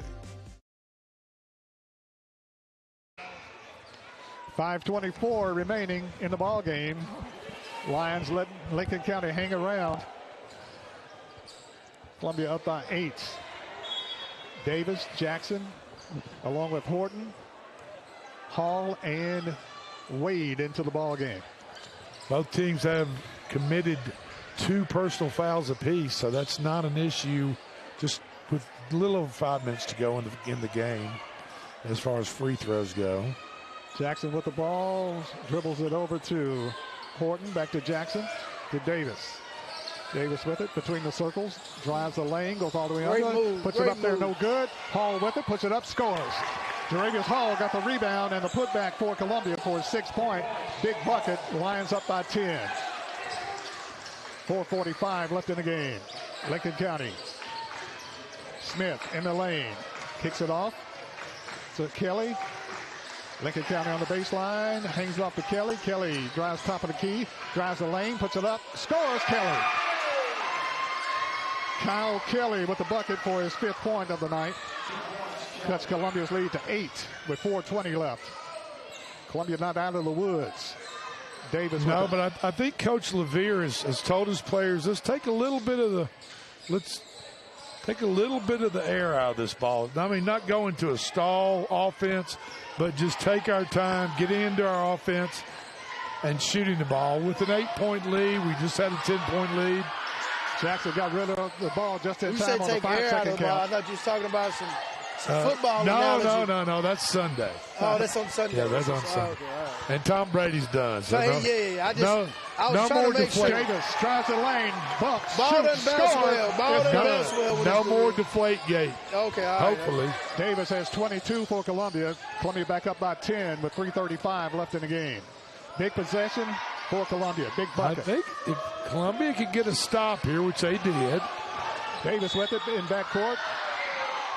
Loses the handle of the ball. Whistle blows and a foul call. Lincoln County upset. Yeah, Lincoln County looked like they're going to work a trap right there on Davis in the backcourt. And the official came out with a pretty quick whistle and a foul on Lincoln County. Columbia lost the ball and they kind of reached in on him a little bit. 3:27 left. Columbia with the basketball, side backcourt. Hard place to inbound the ball. Columbia still making substitutions. Yeah, I think Armstrong back in for Columbia. Horton will inbound it for Columbia.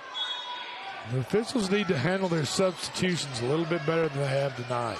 Lincoln County man for man. Davis with it, drives, puts up the shot. Oh, Armstrong goes for the dunk and misses it. Lincoln County with the basketball. But Lincoln County pushes it down the floor. Lincoln County puts it up. Scores, and he's fouled on the play. Careful. Lincoln County drives, hangs it up there, scores, and he's fouled at the line for the N1. Is that Mr. Polk? Mr. Polk needs to put his jersey back in. He needs to put his jersey back in. Don't raise your hands in the air after being called for a foul. Just take your medicine and move on to the next play. Foul call, Columbia. Polk, that's his third. As number two's going to work on completing his three-point play and get it to a 7-point game, which he did. And he does for his 11th point. It makes it a 7-point game with 3:10 left. Polk walks it in the front court for Columbia. Polk, 5-second counts on, backs it out just in time. Polk, Jackson talking a little bit. Jackson talking to him a little bit. 7-point lead. Jackson with it, drives all the way under, puts up the shot. It rolls in. Good. Jackson scores. Columbia. Big bucket. A little scoopy hoop right there on the right side. That was big right there. That was huge. Absolutely it was. For his 12th point. Lincoln County with it. Shot no good. Rebound put back is good by Lincoln County's Pack. And it's still a 7-point ball game with 2:30 left in the game. They might be the best 2-20 team in the state. I know. They really are. I mean, the way that they play. 5-second count. Jackson got to get rid of it. 6 feet, and start to count again. Jackson drives the lane, backs it out. Jackson can handle the ball well. They've got clock down to 2 minutes. Jackson with it, trapped in the lane, gets it off to Davis. Davis under pressure, backs it out. Davis takes it to the hole, now backs it out to the baseline. Drives around the lane, turnaround shot, put up, no good. Rebound, Armstrong puts it up short. Rebound, Davis. Davis puts it up, no good. Rebound taken away by Lincoln County.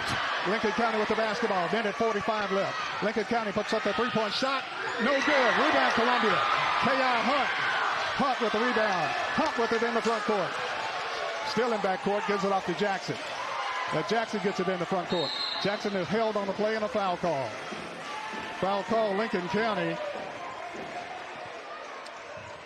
And it's just their 4th team foul. So Columbia will have it to be inbound this side front court. A lot of scramble, a lot of action right there. Columbia up by 7 with 1:32 left. Columbia will have the ball side front court. They bring Tellington into the ball game. And not surprisingly, Lincoln County a little bit in a panic mode, down 7 with 1.5 minutes to go. Right. Jackson's trapped in back court, gets it in the front court. Back tap, no call. Jackson dribbles in circles. Have to be careful of the 5-second count. Jackson is grabbed and fouled by Lincoln County's Swinford. Check that foul by Lincoln County's Sneed. And that's his 4th. And going to the line, Kenneth Jackson shooting 2 free throws for Columbia with 1:21 left. Up by 7, Columbia. Jackson takes his time. Free throws are big here. Free throw Jackson, in and out, no good. Jackson will get another free throw. Columbia making substitutions. Horton, Jackson, Tellington, Davis, and Armstrong back into the game for Columbia. Jackson not short on confidence, but when you step the free throw line, you need to make those free throws, right? I mean, big time, big time. Big free throw here, Jackson. Free throw Jackson is good. There you go. Kenneth Jackson with his 13th point. They talking back to the Lincoln County folks and the parents talking back too. 61-53. Columbia. Full court pressure, Columbia. Lincoln County to travel the length of the floor. 1:21 left. Stickler to inbound it.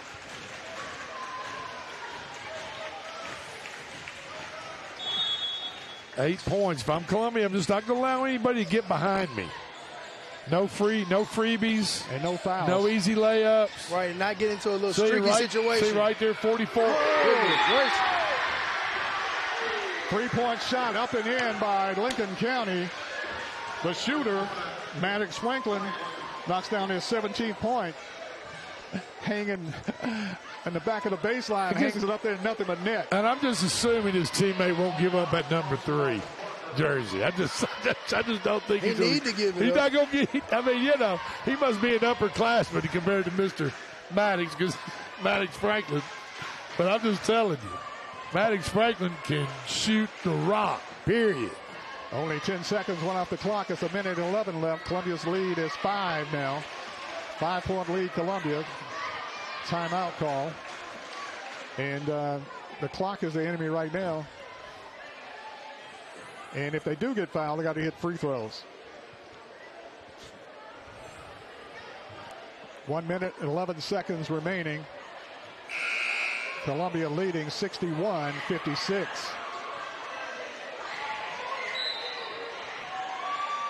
Columbia will have Horton, Tellington, Jackson, Armstrong, and Davis into the ball game. So big possession here. Columbia will have to travel the length of the floor to score, facing full-court man-for-man pressure. Tellington will inbound the ball for Columbia, 6'2" sophomore. And Columbia calls a timeout. Minute 11 left. Columbia up by 5. We'll take a timeout. We'll be back right after this. Are you looking to turn your car into cold, hard cash today? Don't look any further than Chrysler Dodge Jeep Ram of Columbia. You probably know us for selling cars, but did you know we're in the business of buying cars? That's right, we buy all makes and models at top dollar every day. Show up with your car and leave with cash. It's that easy. Stop by today to get a written offer on your vehicle. Chrysler Dodge Jeep Ram of Columbia is family owned and proud to serve our community. You can count on us.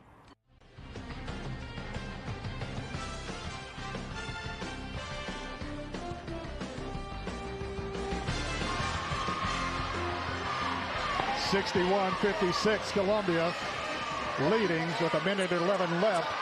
Columbia will have to travel the length of the floor, facing full-court man-to-man pressure from Lincoln County. Chase Tellington will inbound it for Columbia. I expect Jackson to get the ball in his hands. He's the best ball handler on Columbia's squad. There it is. Horton to Jackson. Jackson gets it in the front court, being pressured. 1 minute left. Jackson with it. Dribbles around. Tries all the way under. Puts it up there. No good. Armstrong with the dunk. No good. But Jackson is fouled on the play with 50 seconds left. And Columbia will go to the line shooting 2 free throws. Kenneth Jackson. 50.5 seconds left in the game. Jackson at the line, shooting free throws for Columbia. Big free throws. First free throw, Jackson, is good. Jackson scores his 14th point, gives Columbia an 8-point lead. Actually, a 6-point lead. I went to the Drake College School of Mathematics. I'll tell you what, how did you know I was so bad at math? I'm terrible. I'm the worst. Jackson will get another free throw. It's free throw. Jackson is good. Kenneth Jackson. Big free throw by Jackson. That's big. Yeah, you need that 7 points right now for sure. Lincoln County, a 3-point shot, no good. Rebound, Armstrong, Columbia. Armstrong has been big in big moments tonight. Armstrong with a big rebound, hands it off to Horton. Horton is hammered on the play, fouled by Smith. Smith only picks up his first foul. Lincoln County only has a minimum of fouls in the ball game, really. So they've hung around and not fouled a lot. Going to the line for Columbia is Malachi Horton, and Horton will be shooting 2 free throws for Columbia. Free throw, Horton is good. Horton scores his 2nd point tonight. Gives Columbia an 8-point lead. My math is getting better.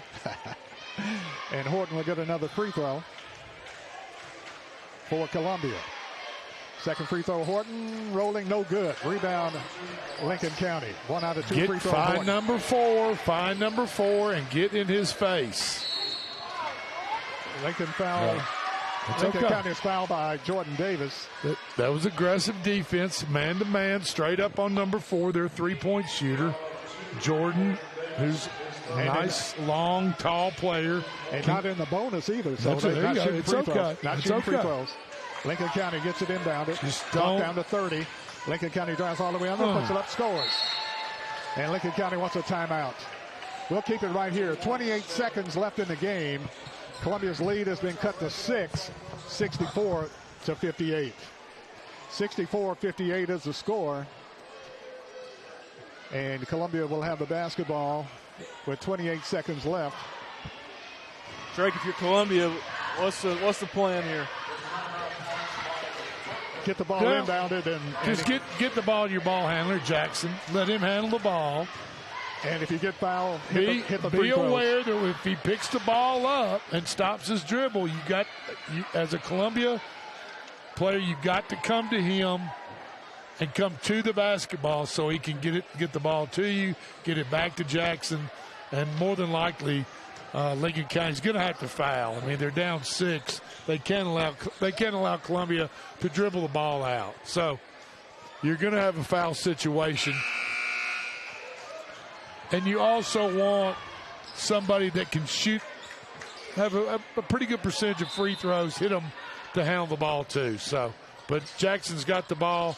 They inbound it to Jackson. Jackson is fouled in backcourt by Lincoln County's Swinford. Hayden Swinford commits the foul, his first. And Jackson will go to the line with 25 seconds left. Columbia up by 6. Still stopping the clock the way they do. It's not over. It's not over. Columbia has to hit the free throws. No, absolutely. It's not over till it's over. You have to step up, knock down free throws, and play defense. At least hit one free throw, make it a three-possession game. It's up by 6. Columbia's up by 6 right now. Free throw Jackson is good. Kenneth Jackson scores his 16th point. That's a luxury of having a good ball handler and a solid free throw shooter in one player. Jackson, as a coach. Exactly. Because that tight ball games, that's who handles the ball, that's who gets fouled, that's who hits the free throws. Jackson is 16 at the line, looking for point number 17 for Columbia. Free throw Jackson is good. Jackson is 17, and Columbia leads by 8, 66-58. Don't foul. Ball stolen Columbia. That Davis helps. with the steal. Davis off to Tellington. Tellington with the bucket is good. Good night. Give the assist to Davis. Give the assist to Davis.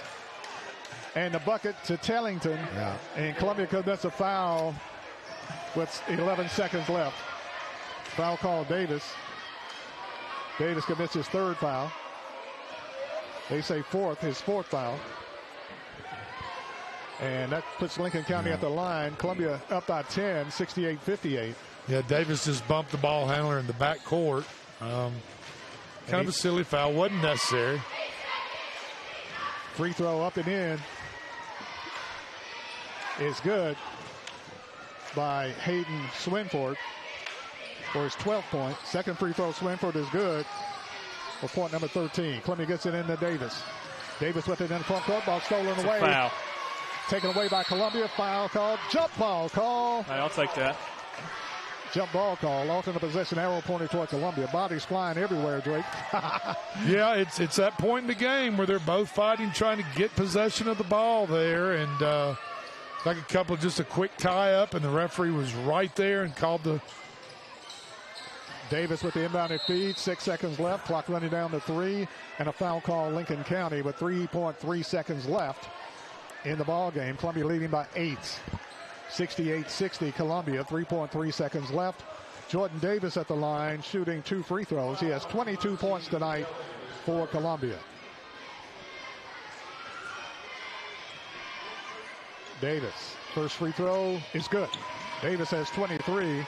Columbia's done a fine job here in the fourth quarter, late in the fourth quarter, when Lincoln County is fouling basically intentionally, stepping their free throw line and hitting their free throws. Second free throw, Davis is good. He has 24 points. Butter. With 3.3 seconds left, 70-60 is the score. 3-point shot. Lincoln County at the buzzer, no good. And that's the end of the ball game. Lions win. Lions win. Final score is Columbia 70, Lincoln County 60. We'll take a quick break, and we'll be back with the wrap-up right after this timeout. We always get the question, what is Caledonia? That's easy. We're a full financial services firm. Who is Caledonia? Well, that's a little more interesting. Monty has an economics background. Daisy and Perry come from the banking world. Gay is an accountant, and Thomas has science and business degrees. Blair was a small business owner. Finally, I'm Becky Price, and I have a background in education. Together, we make up Caledonian Financial in historic downtown Columbia. Securities and investment advisory services offered through NBC Securities Incorporated, member FINRA and SIPC.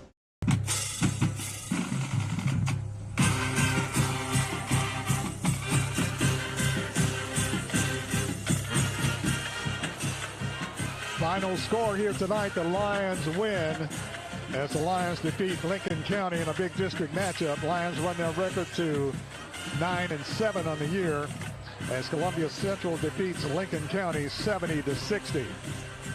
Jordan Davis had 24 points for Columbia tonight. Kenneth Jackson had a strong game tonight for the Lions at 17 points, 14 of those coming in the second half of play. K.I. Hunt had 3 points tonight. Demarion Polk had 4. D.K. Armstrong had 8. Jaravius Hall had 6 points for Columbia. And Chase Tellington had 2 for the Lions. And Malachi Horton also had 2 points for Columbia tonight. That 2 from Tellington, that was kind of like an exclamation point at the end of this thing. It was a good bucket right there at the end, that dish from Davis. It allowed Columbia to take a breath. Exactly. Yeah. Exactly right. For Lincoln County, Maddox Franklin, 6'1 sophomore, had 17 points for Lincoln County, all coming in the second half of play. Wilkes Pack had 12 points for Lincoln County. Ethan Stickler had 2. Kyle Kelly had 5. 2 points from Jaden Hassey. And Hayden Swinford had 13. Also, Reese Smith had 7 points for Lincoln County. Lions led at the end of the first quarter 18-11. Led at halftime 30-25. At halftime led by 7, 47-40. And win the game by 10, 70-60 over Lincoln County tonight in a big district matchup. Lincoln County runs their record to 2-21. But like we said, they're the best 2-21 team in the state. Yeah, without a doubt. They fought very hard. The Lady Lions lost by 10, and the Columbia Central Boy Lions team won by 10. We should have had some 8-ball picks on these games for tonight, Trey. I understand. Well, I like to kind of stay away from wagering on high school, if you know what I mean. But we want to remind everybody about tomorrow night. Exactly. Barry? Exactly. The Lions and Lady Lions travel to Spring Hill High School in North Columbia and take on the Spring Hill Raiders. McDonald's shootout. How many years has that been going on, Barry? You think that when did I want to say 2010 or even longer? Before 2010, because I covered it either 97 and 98. Okay, it's been going that long. Yes. So 25 plus years the McDonald's shootout's been going on. Basketball games between Spring Hill and Columbia Central this year. It will be tomorrow night at Spring Hill High School. Our pregame starts at 5:30. Simulcast on 101.7 and 103.7. And I'm sorry, all you Alabama and Tennessee basketball fans, we will not be carrying those 2 basketball games because they're being played basically same time as the McDonald's shootout, and the local basketball will override those games. McDonald's shootout is more important. So you can turn the Alabama and Tennessee basketball games on your television set and listen to us on the radio. Or you can just tape it and when you get home, look at the replay. There you go. There you go. Final scores here tonight. That's right. Join us at Spring Hill tomorrow night as Columbia Central takes on the Spring Hill Raiders at Spring Hill. Beginning at 5:30. At 5:30. So join us then for 101.7 and 103.7 WKRM, WKOM. Be there. Final scores here tonight. It was Lincoln County Lady Falcons defeating the Lady Lions by the score of 50-40. And Columbia Central Lions winning tonight by the score of 70-60. So that's the final scores. I want to thank all the people who make the broadcast possible tonight. I want to thank the sponsors of Columbia Central High School basketball. I want to thank all the guys we had here, Drake Colley, along with Chris Pointer, Lou Maddox. I'm Barry Duke saying good night, everybody, and see you tomorrow night at Spring Hill.